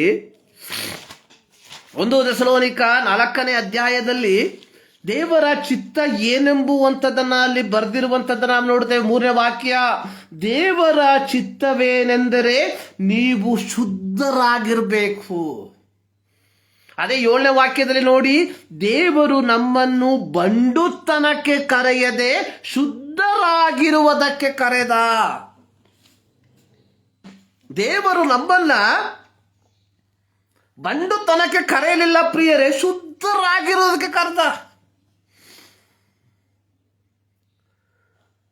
ಸೊ ಇಲ್ಲಿ ಪೌಲ ಹೇಳ್ತಾ ಇದ್ದಾನೆ ಎಫೆಸ ಪತ್ರಿಕೆಯಲ್ಲಿ, ಕರ್ತನ ಚಿತ್ತ ಏನೆಂಬುದನ್ನ ನೀವು ಅರ್ಥ ಮಾಡ್ಕೊಳ್ರಿ. ಆಮೇಲೆ ಮದ್ಯಪಾನ ಮಾಡಿ ಮತ್ತರಾಗಬೇಡಿರಿ, ಪವಿತ್ರಾತ್ಮ ಭರಿತರಾಗಿರಿ. Be filled with the Holi spirit. ಅಂದ್ರೆ ಒಂದು ಪವಿತ್ರವಾದ ಜೀವಿತವನ್ನ ನಾವು ಜೀವಿಸಬೇಕಾದ್ರೆ we should controlled by the Holi spirit. ಪವಿತ್ರಾತ್ಮನಿಗೆ ಅನುಸರಿಸಿ ನಡೆಯುವಂತವರಾಗಿರ್ಬೇಕು. ಅತ್ಯಂತ ಕಾಠಿಣ್ಯವೆಂಬುದಾಗಿ ನಾವು ಎಣಿಸಿದ್ರೇನು ದೇವರು ಬಯಸುವಂಥದ್ದು ಇದೆ. ಗೊತ್ತಲ್ಲ, ಅಂದ್ರೆ we should feel with the Holi Spirit. ನಾವು ಪವಿತ್ರಾತ್ಮನಿಂದ ತುಂಬಲ್ಪಟ್ಟು ಪವಿತ್ರಾತ್ಮನಿಗೆ ಅನುಸಾರವಾಗಿ ನಡಿಬೇಕು. ಪವಿತ್ರಾತ್ಮನಿಂದ ತುಂಬಲ್ಪಡುವುದು ಅಂದ್ರೆ ಭಾನುವಾರ ಸಭೆಯಲ್ಲಿ ಮಾಡುವಂತಹ ಕೋಲಾಹಲ ಅಲ್ಲ ಪ್ರಿಯರೇ. ನಾವು ತಿಳ್ಕೊಂಡ್ಬಿಟ್ಟಿದ್ದೇವೆ, ಭಾನುವಾರ ಜೋರಾಗಿ ಕೈ ತಟ್ಬಿಟ್ರೆ so it is sign of the Holi spirit. ಇದು ಪವಿತ್ರಾತ್ಮನ ಏನು ತುಂಬುವಿಕೆಯ ಲಕ್ಷಣ ಅಂತ.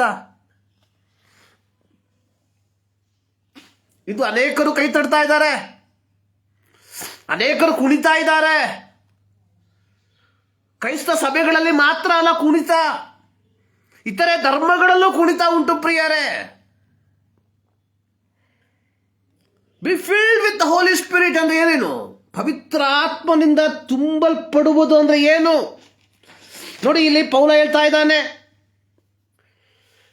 ಆತ್ಮ ಸಂಬಂಧವ ಕೀರ್ತನೆಗಳಿಂದಲೂ ಆತ್ಮ ಸಂಬಂಧವಾದ ಪದಗಳಿಂದಲೂ ಒಬ್ಬರಿಗೊಬ್ಬರು ಮಾತನಾಡುತ್ತಾ, ಕರ್ತನಿಗೆ ಗಾನ ಮಾಡುತ್ತಾ, ಕೀರ್ತನೆ ಆಡುತ್ತಾ, ಎಲ್ಲ ಕಾರ್ಯಗಳಿಗೋಸ್ಕರ ನಮ್ಮ ಕರ್ತನಾದ ಯೇಸು ಕ್ರಿಸ್ತನ ಹೆಸರಿನಲ್ಲಿ ಸ್ತೋತ್ರ ಮಾಡುತ್ತಾ, ದೇವರಿಗೆ ಭಯಪಡುತ್ತಾ ಒಬ್ಬರಿಗೊಬ್ಬರು ವಿನಯರಾಗಿ ನಡೆದುಕೊಳ್ಳ್ರಿ.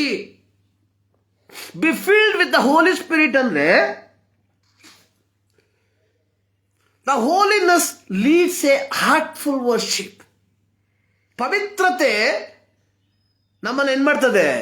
ಆರಾಧನೆಗೆ ನಡೆಸ್ತದೆ. Holiness is a spiritual living, ಆಧ್ಯಾತ್ಮಿಕವಾದಂತ ಒಂದು ಜೀವನ. ಅದು ನಮ್ಮಲ್ಲಿ ಉಂಟಾ ಪ್ರಿಯರೇ?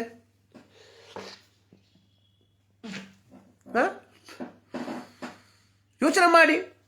ಬಿ ಹೋಲಿ, ಪರಿಶುದ್ಧರಾಗಿರುವುದು ಅಂದ್ರೆ ಏನು?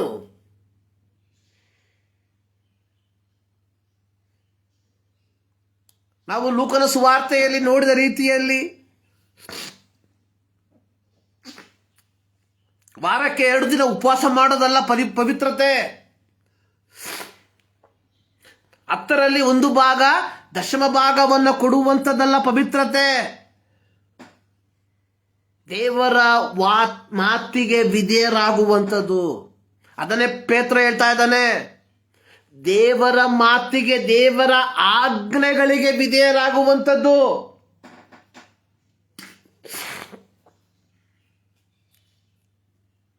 ತಂದೆ ತಾಯಿಗಳನ್ನ ಪ್ರೀತಿ ಮಾಡಬೇಕು, ಆಜ್ಞೆ.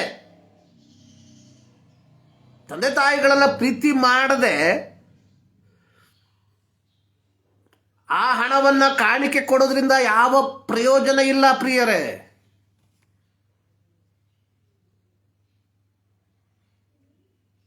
ಗಂಡನಾದವನು ಹೆಂಡತಿಯನ್ನ ಪ್ರೀತಿ ಮಾಡಬೇಕು.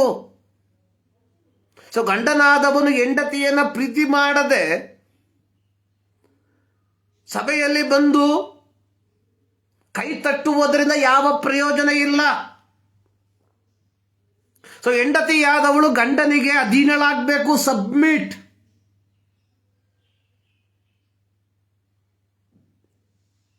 ಸೊ ಆ ರೀತಿ ಮಾಡದೆ ಇರುವಂಥದ್ದು ಇದು ನಿನ್ನ ಜೀವಿತದಲ್ಲಿ ನೀನು ಪವಿತ್ರಳಲ್ಲ ಎಂಬುದಾಗಿ ತೋರಿಸ್ತದೆ.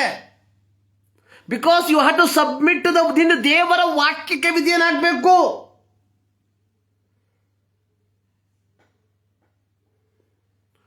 ತಂದೆ ತಾಯಿಗಳ ಮಾತನ್ನ ಕೇಳಬೇಕು ಎಂಬುದಾಗಿ ಬರೆದಿದೆ. ಸೊ ಮಕ್ಕಳು ತಂದೆ ತಾಯಿಗಳ ಮಾತನ್ನ ಕೇಳದೆ ಹೋದ್ರೆ ಸೊ ನೀನು ಪರಿಶುದ್ಧನಲ್ಲ, ಪವಿತ್ರತೆ ಉಳ್ಳವನಲ್ಲ. ಸೊ ನೀನು 1000 ವಾಕ್ಯವನ್ನ ಕಂಠಪಾಠ ಮಾಡಿರ್ಬೋದು, ಕೀರ್ತನೆಗಳನ್ನ ಪರಿಪೂರ್ಣವಾಗಿ ನೀನು ಮೆಮೊರೈಸ್ ಮಾಡಿರ್ಬೋದು. ಆದರೆ if you not obey your parents, ನಿನ್ನ ತಂದೆ ತಾಯಿಗಳ ಮಾತನ್ನ ಕೇಳದೆ ಹೋದವನಾಗಿದ್ರೆ you are not a holy, ನೀನು ಪವಿತ್ರನಲ್ಲ. ಈಗ ಪಟ್ಟಿಗಳು ಬೆಳೀತಾ ಇದೆ ಪ್ರಿಯರೇ. ಸೊ ಪವಿತ್ರತೆ ಅನ್ನುವಂಥದ್ದು ದೇವರ ಮಾತಿಗೆ ವಿಧೇಯನಾಗುವಂಥದ್ದು. ಈ ಮುಂಜಾನೆಯಲ್ಲಿ ಪ್ರಿಯರೇ, ದೇವರ ಸನ್ನಿಧಾನದಲ್ಲಿ ನಾವು ಆಗಿರುವಾಗ let us examine our life. ಇನ್ನು ಅನೇಕ ವಿಚಾರಗಳು ಹೇಳೋದಕ್ಕಿದೆ, ಆದರೆ ಸಮಯದ ಅಭಾವ.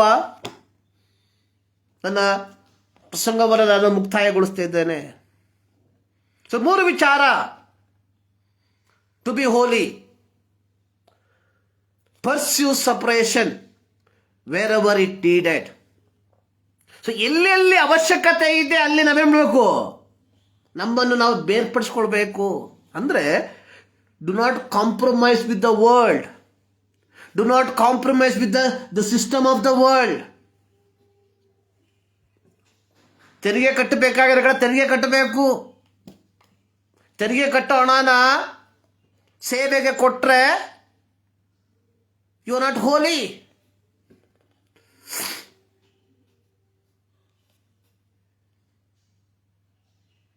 Don't compromise. So we think, ನಾವು ಯೋಚನೆ ಮಾಡಿದ್ರೆ ನಾವು ಬಹಳ ಬುದ್ಧಿವಂತರು ಎಂಬುದಾಗಿ. ನೋಡಿ, ಯೇಸು ಸ್ವಾಮಿ ಬಳಿಗೆ ಫರಿಸಾಯರು ಬಂದು ಒಂದು ನಾಣ್ಯವನ್ನು ಕೊಟ್ಟು ಕೇಳಿದ್ರು, ತೆರಿಗೆ ಕಟ್ಟುವಂಥದ್ದು ಒಳ್ಳೇದಾ? ಯೇಸು ಸ್ವಾಮಿ ಹೇಳ್ದ, ನಾಣ್ಯವನ್ನು ತೆಗೆದುಕೊಂಡು ಹೇಳ್ದ, ಯಾರ ಮುಖ ಇದೆ? ಕೈಸರ್ ಅನ್ನೋದು. ಸೊ ಕೈಸರ್ ಅನ್ನೋದು ಕೈಸರಿಗೆ ಕೊಡಿ, ದೇವರದು ದೇವರಿಗೆ ಕೊಡ್ರಿ ಅಷ್ಟೇ. ಅಂದರೆ ಸೊ ದೇವರಿಗೆ ನನ್ನ ದುಡ್ಡು ಬೇಡ. ಸೊ ದೇವರಿಗೆ ಬೇಕಾಗಿರುವಂಥದ್ದು ನೀನು. ಸೊ ನಾವು ಯೋಚನೆ ಮಾಡಿದ್ದೇವೆ, ಕಾಣಿಕೆ ಕೊಟ್ಬಿಟ್ಟು ದಶಮ ಭಾಗ ಕೊಟ್ಬಿಟ್ಟು ಪರಲೋಕವನ್ನು ಹೊಂದ್ಕೊಬಹುದು ಎಂಬುದಾಗಿ.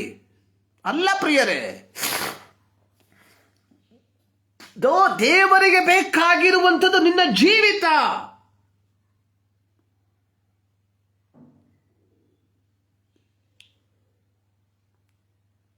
ಅದ್ರ ಬದಲು ಲೌಕಿಕವಾಗಿ ಏನನ್ನೋ ಮಾಡಿಬಿಟ್ರೆ, ಸೊ ಲೋಕದವರು, ಕ್ರೈಸ್ತರೆಂಬುದಾಗಿ ಹೇಳುವಂಥವರು ನಿಮ್ಮನ್ನ ಸನ್ಮಾನ ಮಾಡ್ಬೋದು, ಆದರೆ God will never honour you people. So ನಿಮ್ಮನ್ನ ದೇವರು ಎಂದಿಗೂ ಸನ್ಮಾನ ಮಾಡೋದಿಲ್ಲ. Because you are not living according to the word of God. So ನೀನು ದೇವರ ವಾಕ್ಯಾನುಸಾರವಾಗಿ ಬದುಕ್ತಾ ಇಲ್ಲ.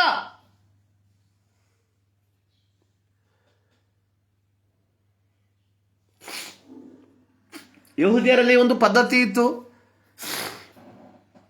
ತಂದೆ ತಾಯಿಗಳನ್ನು ನೋಡ್ಕೊಳ್ಬೇಕಾಗಿರುವಂಥವರು ತಂದೆ ತಾಯಿಗಳನ್ನು ನೋಡ್ಕೊಳ್ಳದೆ ಅವರ ಜೀವನಾಂಶವನ್ನು ಕುರ್ಬಾನ್ ಕೊಡ್ತಾ ಇದ್ರು, ದೇವರಿಗೆ ಮೀಸಲಾಗಿಡ್ತಾ ಇದ್ರು. ಸೊ ಈ ರೀತಿ ದೇವರಿಗೆ ಮೀಸಲಾಗಿಟ್ಬಿಟ್ರೆ ತಂದೆ ತಾಯಿಗಳನ್ನು ನೋಡ್ಕೊಬಾರದು ಎಂಬುದು ಯಾವುದು? ಫರಿಸಾಯರ ಒಂದು ನಿಯಮ. ಅವ್ರಿಗೆ ಬೇಕಾದಂಥ ಒಂದು ನಿಯಮ ಮಾಡ್ಕೊಂಡ್ಬಿಟ್ರು. ಸೊ ನಾವು ಇವತ್ತು ಆ ರೀತಿ, ಸೊ ನಮಗೆ ಬೇಕಾದಂಥ ಕೆಲವು ನಿಯಮಗಳನ್ನ ಮಾಡ್ಕೊಂಡ್ಬಿಟ್ಟು ನಾವು ಹೇಳ್ತೇವೆ, this is according to the law. But God is not going to judge according to your law. ದೇವರು ತನ್ನ ವಾಕ್ಯಾನುಸಾರವಾಗಿ ನ್ಯಾಯ ತೀರಿಸ್ತಾನೆ.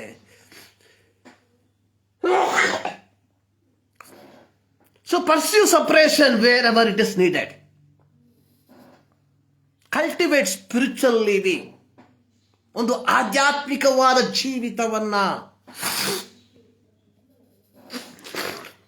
ಒಂದು ಆಧ್ಯಾತ್ಮಿಕವಾದ ಜೀವಿತವನ್ನ ಜೀವಿಸಬೇಕಾದ್ರೆ ನಾವು ಪವಿತ್ರಾತ್ಮನಿಂದ ತುಂಬಲ್ಪಡಬೇಕು. ನೋಡಿ, ಯೋಹಾನನ ಸುವಾರ್ತೆಯಲ್ಲಿ ಯೇಸು ಸ್ವಾಮಿ ಹೇಳ್ದ, ಸೊ ನಾನು ಹೋದ್ಮೇಲೆ ಒಬ್ಬ ಸಹಾಯಕ ಬರ್ತಾನೆ, ಪವಿತ್ರಾತ್ಮ. ಸೊ ಆ ಪವಿತ್ರಾತ್ಮ ನಿಮ್ಮನ್ನ ಸತ್ಯವಾದ ಮಾರ್ಗದಲ್ಲಿ ನಡೆಸ್ತಾನೆ. ಅಂದ್ರೆ he will guide us. Holy Spirit will never guide in a wrong way. So ಪವಿತ್ರಾತ್ಮ ನಿನ್ನನ್ನ ತಪ್ಪಾದ ಮಾರ್ಗದಲ್ಲಿ ನಡೆಸೋದಿಲ್ಲ. ಸೊ ಪವಿತ್ರಾತ್ಮ ನಿನ್ನನ್ನ ತಂದೆ ತಾಯಿಗಳನ್ನ ಧಿಕ್ಕರಿಸುವುದಕ್ಕೆ ಹೇಳ್ಕೊಡೋದಿಲ್ಲ. ಸೊ ಪವಿತ್ರಾತ್ಮ ನಿನ್ನನ್ನ ಗಂಡನಿಗೆ ವಿಧೇಯನಾಗಬಾರ್ದು ಎಂಬುದಾಗಿ ಹೇಳ್ಕೊಡೋದಿಲ್ಲ. ಪವಿತ್ರಾತ್ಮ ನಿನ್ನನ್ನ ಸೊ ನಿನ್ನ ಹೆಂಡತಿಯನ್ನ ಪ್ರೀತಿಸಬಾರದು ಎಂಬುದಾಗಿ ಹೇಳ್ಕೊಡೋದಿಲ್ಲ. ಪವಿತ್ರಾತ್ಮ ಹೇಳ್ಕೊಡ್ತಾನೆ, ಲವ್ ಯುವರ್ ವೈಫ್. ಪವಿತ್ರಾತ್ಮ ಹೇಳ್ಕೊಡ್ತಾನೆ, ಹಾನರ್ ಯುವರ್ ಪೇರೆಂಟ್ಸ್. ಪವಿತ್ರಾತ್ಮ ಹೇಳ್ಕೊಡ್ತಾರೆ, ಒಬೇ ಯುವರ್ ಹಸ್ಬೆಂಡ್. ಸೊ ಇದು ಪವಿತ್ರಾತ್ಮ. ಬಾಕಿ ಇರುವಂಥ ದುರಾತ್ಮ. ಇವತ್ತು ದುರಾತ್ಮಗಳಿಂದ ತುಂಬಲ್ಪಟ್ಟು ಸಭೆಗಳಲ್ಲಿ ಕುಣಿಯುವಂಥವರ ಸಂಖ್ಯೆ ಹೆಚ್ಚಳವಾಗ್ಬಿಟ್ಟಿದೆ ಪ್ರಿಯರೇ. ಸೊ ಇಲ್ಲಿ filled with the Holi spirit ಅರ್ಥ ಏನು? Controlled by the Holi spirit. ಆಮೇಲೆ engage with the word of God, ದೇವರ ವಾಕ್ಯದೊಂದಿಗೆ. So the problem with the Christianity, ಇವತ್ತು ಕ್ರೈಸ್ತತ್ವದ ತೊಂದರೆ ಏನು ಅಂದರೆ, so we are away from the word of God. ನಾವು ದೇವರ ವಾಕ್ಯದಿಂದ ಬಲು ದೂರ ಇದ್ದೇವೆ. ನೋಡಿ 2025 ಬಂತು. Just imagine, we are worshipping only one God. So ನಾವು ಆರಾಧನೆ ಮಾಡುವಂಥದ್ದು ಏಕಮಾತ್ರ ದೇವರನ್ನ. ಆದರೆ ಏಕಮಾತ್ರ ದೇವರು ಎಷ್ಟು ವಾಗ್ದಾನ ಕೊಟ್ಟಿದ್ದಾನೆ, ಒಬ್ಬೊಬ್ಬರಿಗೆ ಒಂದೊಂದು ವಾಗ್ದಾನ ವರ್ಷಕ್ಕೆ. How it possible? That means what? This is not from God. They are only misusing the name of God. ದೇವರ ಹೆಸರನ್ನ ಅವರು ಸ್ವಾರ್ಥ ಲಾಭಕ್ಕೋಸ್ಕರವಾಗಿ ಉಪಯೋಗಿಸ್ತಾ ಇದ್ದಾರೆ. ನಾವು ಮಂಡುಗಳು, ನಾವು ಇದರಿಂದ ಹೋಗ್ತಾ ಇದ್ದೇವೆ. The reason we are not engaged with the word of God. ದೇವರ ವಾಕ್ಯವನ್ನು ನಾವು ಓದ್ತಾ ಇಲ್ಲ. ದೇವರ ವಾಕ್ಯವನ್ನು ಮನನ ಮಾಡ್ತಾ ಇಲ್ಲ. ದೇವರ ವಾಕ್ಯವನ್ನು ಧ್ಯಾನ ಮಾಡ್ತಾ ಇಲ್ಲ. ಸೊ ಪ್ರಿಯರೇ, read the word of God. ನೋಡಿ, ಅಪೊಸ್ತಲನಾದ ಪೌಲ ದೆಸಲೋನಿಕದವರಿಗೆ ಹೇಳುವಂಥದ್ದು, ಸೊ ನಿಮ್ಮಕ್ಕಿಂತ ಬೆರೋಯದವರು ಶ್ರೇಷ್ಠರು. I love that word. ನೋಡಿ, ಒಂದು ಸಭೆಗೆ ಅಥವಾ ಒಂದು ದೇಶದ ಜನರಿಗೆ, ಒಂದು ಪಟ್ಟಣದ ಜನರಿಗೆ ಪೌಲ ಹೇಳುವಂಥದ್ದು, ಸೊ ನಿಮ್ಮಕ್ಕಿಂತ ಬೆರೋಯದವರು ಸದ್ಗುಣವುಳ್ಳವರು. ಅಪೊಸ್ತಲರ ಕೃತ್ಯ 17ನೇ ಅಧ್ಯಾಯ. ನೋಡಿ, ಥೆಸಲೋನಿಕದಲ್ಲಿ ಪೀಡನೆ ಉಂಟಾಗಿ ಅವ್ರೇನ್ ಮಾಡಿದ್ರು? ಪೌಲನನ್ನ ಬಹಳ ಸೇಫ್ ಆಗಿ ಏನ್ ಮಾಡಿದ್ರು? ಕಳಿಸ್ಕೊಟ್ರು. ಬೆರೋಯಕ್ಕೆ ಕಳಿಸ್ಕೊಟ್ರು ಬಹಳ ಸೇಫ್ ಆಗಿ. ನೋಡಿ, 17ನೇ ಅಧ್ಯಾಯ ಓದಿ ಗೊತ್ತಾಗ್ತದೆ. ಆದರೆ ಪೌಲ ಹೇಳ್ತಾ ಇದ್ದಾನೆ ನೋಡಿ, 10ನೇ ವಾಕ್ಯ, ಕೂಡಲೇ ಸಹೋದರರು ರಾತ್ರಿಯಲ್ಲಿ ಪೌಲ ಸೀಲರನ್ನು ಬೆರೋಯಕ್ಕೆ ಕಳಿಸಿಬಿಟ್ಟರು. ಅವರು ಅಲ್ಲಿ ಸೇರಿ ಯಹೂದ್ಯರ ಸಭಾಮಂದಿರದೊಳಗೆ ಹೋದರು. ಆ ಸಭೆಯವರು ಥೆಸಲೋನಿಕದವರಿಗಿಂತ ಸದ್ಗುಣವುಳ್ಳವರು. ನೋಡಿ, ಸಾಯಬೇಕಾದಂತಹ ಸ್ಥಳದಿಂದ ಈ ಥೆಸಲೋನಿಕದವರು ಪೌಲ ಸೀಲರನ್ನ ಬೆರೋಯಕ್ಕೆ ಕಳಿಸ್ಕೊಟ್ಟಿದ್ದಾರೆ.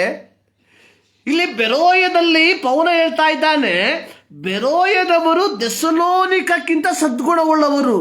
ಏನು ಒಳ್ಳೆ ಗುಣ ಅವ್ರಿಗಿದ್ದಿದ್ದು? ಅವರು ದೇವರ ವಾಕ್ಯವನ್ನು ಶುದ್ಧ ಮನಸ್ಸಿನಿಂದ ಅಂಗೀಕರಿಸಿ ಪ್ರತಿದಿನವೂ ಶಾಸ್ತ್ರ ಗ್ರಂಥಗಳನ್ನು ಶೋಧಿಸುತ್ತಿದ್ರು. ಸದ್ಗುಣ ಅಂದ್ರೆ ಒಳ್ಳೆ ಗುಣ. ನೋಡಿ, ಸಾಯೋದಕ್ಕೆ ಹೋದಂತಹ ವ್ಯಕ್ತಿಗಳನ್ನ ಸಂರಕ್ಷಣೆ ಮಾಡಿದ್ದು ಒಳ್ಳೆ ಗುಣ ಅಲ್ವಾ? ಹೌದಾ? ಯೋಚನೆ ಮಾಡಿ. ಇದಕ್ಕಿಂತ ಒಳ್ಳೇದು ಏನ್ ಬೇಕು? ಅವರು ತಮ್ಮ ಪ್ರಾಣವನ್ನ ಮುಡುಪಾಗಿಟ್ಟು ಪೌಲ ಸೀಲರನ್ನ ಥೆಸಲೋನಿಕದಿಂದ ಬೆರೋಯಕ್ಕೆ ಕಳಿಸ್ಕೊಟ್ರು. ಸೊ ಇಲ್ಲಿ ಬೆರೋಯದವರ ಕುರಿತಾಗಿ ಪೌಲ ಹೇಳ್ತಾ ಇದ್ದಾನೆ, ಅವರು ಥೆಸಲೋನಿಕದವರಿಗಿಂತಲೂ ಸದ್ಗುಣ ಉಳ್ಳವರು. ಅದಕ್ಕಿಂತ ಹೆಚ್ಚಾಗಿ ಮಾಡಿದ್ರ? ಏನು ಮಾಡಿಲ್ಲ. ಹಣ ಕೊಟ್ಟಿಲ್ಲ, ಮತ್ತೇನು ಮಾಡಿದ್ರು?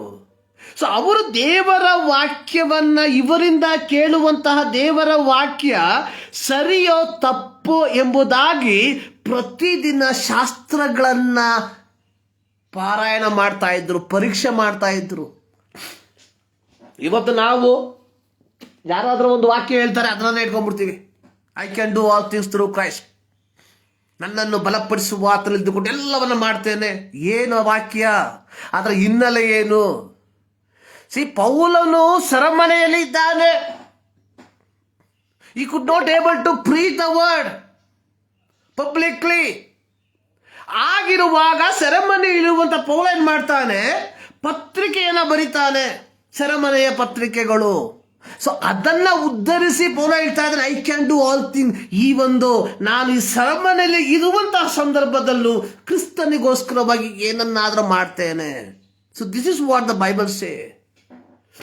ಅದು ಬಿಟ್ಟು ಈ ವರ್ಷ ದೇವರ ವಾಗ್ದಾನ, I can do all things through Christ. ಮೂರ್ಖರಾಗಬೇಡ್ರಿ ಪ್ರಿಯರೇ, ಮೂರ್ಖರಾಗಬೇಡ್ರಿ. ದುರ್ಬೋಧಕರ ಮಾತಿಗೆ ಕಿವಿಗೊಡಬೇಡ್ರಿ. Read the word of God. ದೇವರ ವಾಕ್ಯದಲ್ಲಿ ಎಂಗೇಜ್ ಆಗ್ರಿ. Then only you can live a holy life. ಆಗ ಮಾತ್ರ ಪವಿತ್ರವಾದ ಜೀವಿತವನ್ನ ಜೀವಿಸೋದಕ್ಕೆ ಸಾಧ್ಯ.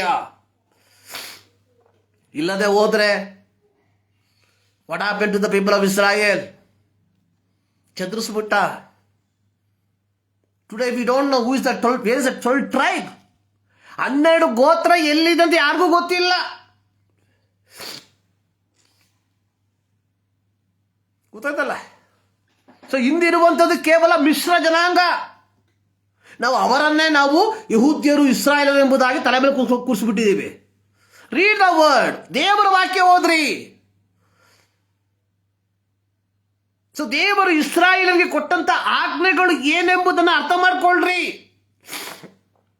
ಇಸ್ರಾಯೇಲರ ಹಿಂದಿನ ಈ ದುರ್ಗತಿಗೆ ಕಾರಣ ಏನೆಂಬುದನ್ನು ಅರ್ಥ ಮಾಡ್ಕೊಳ್ರಿ. ಅದಕ್ಕೇನು ಮಾಡಬೇಕು? Read read read. ಪ್ರಾರ್ಥನೆ ಮಾಡಿ ಓದ್ರಿ.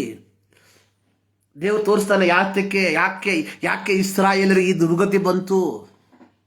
ಸೊ ಇಸ್ರಾಯೇಲರಿಗೆ ಈ ದುರ್ಗತಿ ಬಂದಿರಬೇಕಾದ್ರೆ ನಮಗೂ ದೇವರ ಮಾತಿಗೆ, ದೇವರ ಆಜ್ಞೆಗೆ ಅವಿಧೇಯರಾಗಿ ಹೋದ್ರೆ ನಮಗೂ ಇದೇ ದುರ್ಗತಿ ಬರುತ್ತೆ ಎಂಬುದನ್ನು ನೀವು ಮರಿಬೇಡ್ರಿ ಪ್ರಿಯರೇ. ಬಿ ಹೋಲಿ ಅಂದರೆ ಸೆಟ್ ಅಪಾರ್ಟ್. ಪೌಲನ ಮಾತಿನಲ್ಲಿ ಹೇಳೋದಾದ್ರೆ, do not confirm to the word. ಲೋಕದಲ್ಲಿ ಲೋಕಾನುಸಾರವಾಗಿ ನೀವು ಬದುಕಬೇಡ್ರಿ. ಪೌಲ ಕೊರಿಂಥದಲ್ಲಿ ಹೇಳ್ತಾನೆ, ನೀವು ಇಜ್ಜೋಡಾಗಬಾರ್ದು. ಅಂದ್ರೆ you should not compromise. So ಇವತ್ತು ನಾವು ನಮ್ಮ ನಂಬಿಕೆಯನ್ನು ಕಾಂಪ್ರಮೈಸ್ ಮಾಡ್ತೀವಿ. We should very careful. So ಇದೇನ ಮಾಡ್ತದೆ, ದೇವರಿಂದ ನಮ್ಮನ್ನ ದೂರ ಆಗಿಸ್ಬಿಡ್ತದೆ. ಸೊ ಯಾವಾಗ ನಾವು ದೇವರಿಂದ ದೂರ ಹೋಗ್ಬಿಡ್ತೀವಿ, ಗಾಡ್ ವಿಲ್ ಪನಿಷ್ ಅಸ್. ದೇವರು ನಮ್ಮನ್ನ ಶಿಕ್ಷೆ ಮಾಡ್ತಾನೆ, ಅಷ್ಟೇ, ಮುಗೀತು. ಸೊ ಇದು ಸೈತಾನನಿಗೆ ಚೆನ್ನಾಗಿ ಗೊತ್ತದಲ್ಲ. ನೋಡಿ, ಸರ್ಪ ಏನ್ ಮಾಡ್ತು, ಅವ್ವಳಿಂದ ಆ ಹಣ್ಣನ್ನ ತಿನ್ನುವಂತೆ ಮಾಡ್ತು.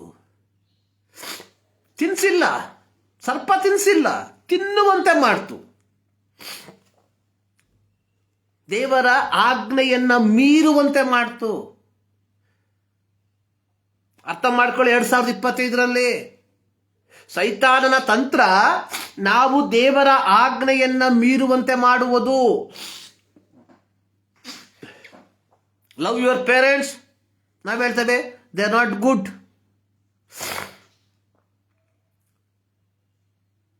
ಹೌದಲ್ವೋ? ಹೀಗೆ ಒಂದೊಂದು ಆಜ್ಞೆಗಳಿದೆ ಪ್ರಿಯರೇ. Read it. ಇವೆಲ್ಲವನ್ನು ಹೇಳ್ಕೊಡಕ್ಕಾಗಲ್ಲ. Read it. Read the Bible. ಸುಮ್ಮನೆ ಕಾಟಾಚಾರಕ್ಕೋಸ್ಕರ ಓದ್ಬೇಡಿ. Read with the whole heart. ಪೂರ್ಣವಾದ ಹೃದಯದಿಂದ ಓದ್ರಿ. So God will teach you. ದೇವರು ನಿಮ್ಮನ್ನ ಇದರಲ್ಲಿ ಮುನ್ನಡೆಸ್ತಾನೆ. See, God wants that we should be holy. ದೇವರು ನಾವು ಪವಿತ್ರರಾಗಿರುವುದಕ್ಕೆ ಬಯಸ್ತಾನೆ. Where there is no holiness, ಅಲ್ಲಿ ದೇವರು ಇರೋದಿಲ್ಲ. ಗೊತ್ತಲ್ಲ? So let us examine. ಆಮೇಲೆ ಹೋಲಿ, ನಾನು ಪವಿತ್ರನಾಗಿದ್ದೇನಾ? ಒಂದು ಪವಿತ್ರವಾದ ಜೀವಿತವನ್ನ ಜೀವಿಸ್ತಾ ಇದ್ದೇನಾ? ಕೇವಲ ದುರ್ಬೋಧಕರ ಮಾತನ್ನ ಕೇಳಿ ನಿಮ್ಮ ಸಂಪಾದನೆಯನ್ನು ಹಾಳು ಮಾಡ್ಕೊಂಬೇಡ್ರಿ. ಯೋಚನೆ ಮಾಡಿ. ಲೂಕನ ಸುವಾರ್ತೆ 19ನೇ ಅಧ್ಯಾಯದಲ್ಲಿ ಫರಿಸಾಯ ಪ್ರಾರ್ಥನೆ ಮಾಡ್ತಾನೆ, ನಾನು ಅವಂಗಲ್ಲ, ನಾನು ಹಿಂಗಲ್ಲ, ನಾನು ಉಪವಾಸ ಮಾಡ್ತೇನೆ, ನಾನು ಕಾಣಿಕೆ ಕೊಡ್ತೇನೆ, ನಾನು ದಶಮ ಭಾಗ ಕೊಡ್ತೇನೆ, ಎಲ್ಲ ಕೊಡ್ತೇನೆ. ಆದರೆ ಯಾಕೆ ಹೇಳ್ತಾರೆ? ಈ never receive anything from god. ಅವನ ದೇವರಿಂದ ಏನೆಲ್ಲ ಹೊಂದ್ಕೊಂಡ್ಲಿಲ್ಲ. ಕಾರಣ ಅವನ ಜೀವಿತ ಪವಿತ್ರವಾಗಿರಲಿಲ್ಲ. ಪ್ರಿಯರೇ, ನಾವು ದೇವರ ಆ ಒಂದು ಮಾನದಂಡದಲ್ಲಿ, ನಮ್ಮ ದಂಡದಲ್ಲಿ ಅಲ್ಲ, ದೇವರ ಮಾನದಂಡದಲ್ಲಿ ನಾವು ಪರಿಶುದ್ಧರಾಗಿ ಬದುಕದೆ ಹೋದ್ರೆ ಮೇಲೆ ನಮ್ಗೆ ಹೋಗಕ್ಕಾಗಲ್ಲ. ಮತ್ತು ಈ ಲೋಕದಲ್ಲಿ ನೀವು ಸಂಪಾದನೆ ಮಾಡಿ ದುಡ್ಡೆಲ್ಲ ಇವ್ರು ಕೊಟ್ಬಿಟ್ಟು ಏನಾಯ್ತು? ವೇಸ್ಟ್ ಆಗಿಲ್ವಾ? ಕೊಟ್ಟಿದ್ದು ವೇಸ್ಟು, ಸಮಯ ವೇಸ್ಟು, ಎಲ್ಲ ವೇಸ್ಟು. ಸೊ ಟು ಬಿ ಒಬ್ಬ ಯಥಾರ್ಥ ಕ್ರೈಸ್ತನಾಗಬೇಕಾದ್ರೆ you should live a holy life. ಅದಕ್ಕಿಂತ ಬೇರೆ ಏನೂ ಇಲ್ಲ ಕ್ರೈಸ್ತತ್ವದಲ್ಲಿ. ಈ ಮುಂಜಾನೆಯಲ್ಲಿ ಸರ್ವಶಕ್ತನಾದ ದೇವರು ಈ ಮಾತುಗಳ ಮೂಲಕ ನಿಮ್ಮನ್ನು ಆಶೀರ್ವಾದ ಮಾಡಲಿ. ಪ್ರಾರ್ಥನೆ ಮಾಡೋಣ. ಸರ್ವಶಕ್ತನಾದ ದೇವರೇ, ಮತ್ತು ನಾವು ಬರ್ತೀವಿ ನಿಮ್ಮ ಸನ್ನಿಧಾನಕ್ಕೆ ನಾವು ಸೇರಿ ಬರ್ತಾ ಇದ್ದೇವೆ. ನಿಮ್ಮ ವಾಕ್ಯದ ಗುಡಾರ್ಥಗಳನ್ನು ತಿಳಿಯಪಡಿಸಿದ್ದಕ್ಕಾಗಿ ಸ್ತೋತ್ರ. ಹೌದು ಕರ್ತನೆ, ಪರಿಶುದ್ಧರಾಗಿರ್ರಿ ಕರ್ತನೆ. ಒಂದು ಬೇರ್ಪಟ್ಟ ಜೀವಿತವನ್ನು, ಒಂದು ಕಾಂಪ್ರಮೈಸ್ ಇಲ್ಲದ ಜೀವಿತವನ್ನು ಜೀವಿಸುವುದಕ್ಕೆ ನಮ್ಮೆಲ್ಲರ ಜೀವಿತದಲ್ಲಿ ಕೃಪೆ ಮಾಡು. ಪ್ರಾರ್ಥನೆ ಕೇಳಿದ್ದಕ್ಕಾಗಿ ಸ್ತೋತ್ರ. ಯೇಸು ಕ್ರಿಸ್ತನ ಬುದ್ಧ ನಾಮದಲ್ಲಿ ಬಿಡುತ್ತೇವೆ ತಂದೆ. ನಮ್ಮ ಕರ್ತನಾದ ಯೇಸು ಕ್ರಿಸ್ತನ ಕೃಪೆ, ತಂದೆಯಾದ ದೇವರ ಪ್ರೀತಿ, ಪವಿತ್ರಾತ್ಮನ ನ್ಯೂನತೆ ನಮ್ಮೆಲ್ಲರ ಸಂಗಡ ಇಂದಿನಿಂದ ಸದಾಕಾಲವನ್ನು ನೆಲೆಗೊಂಡಿರಲಿ. ಆಮೆನ್. ಸರ್ವಶಕ್ತನಾದ ದೇವರು ನಿಮ್ಮೆಲ್ಲರನ್ನ ಧಾರಾಳವಾಗಿ ಆಶೀರ್ವದಿಸಲಿ.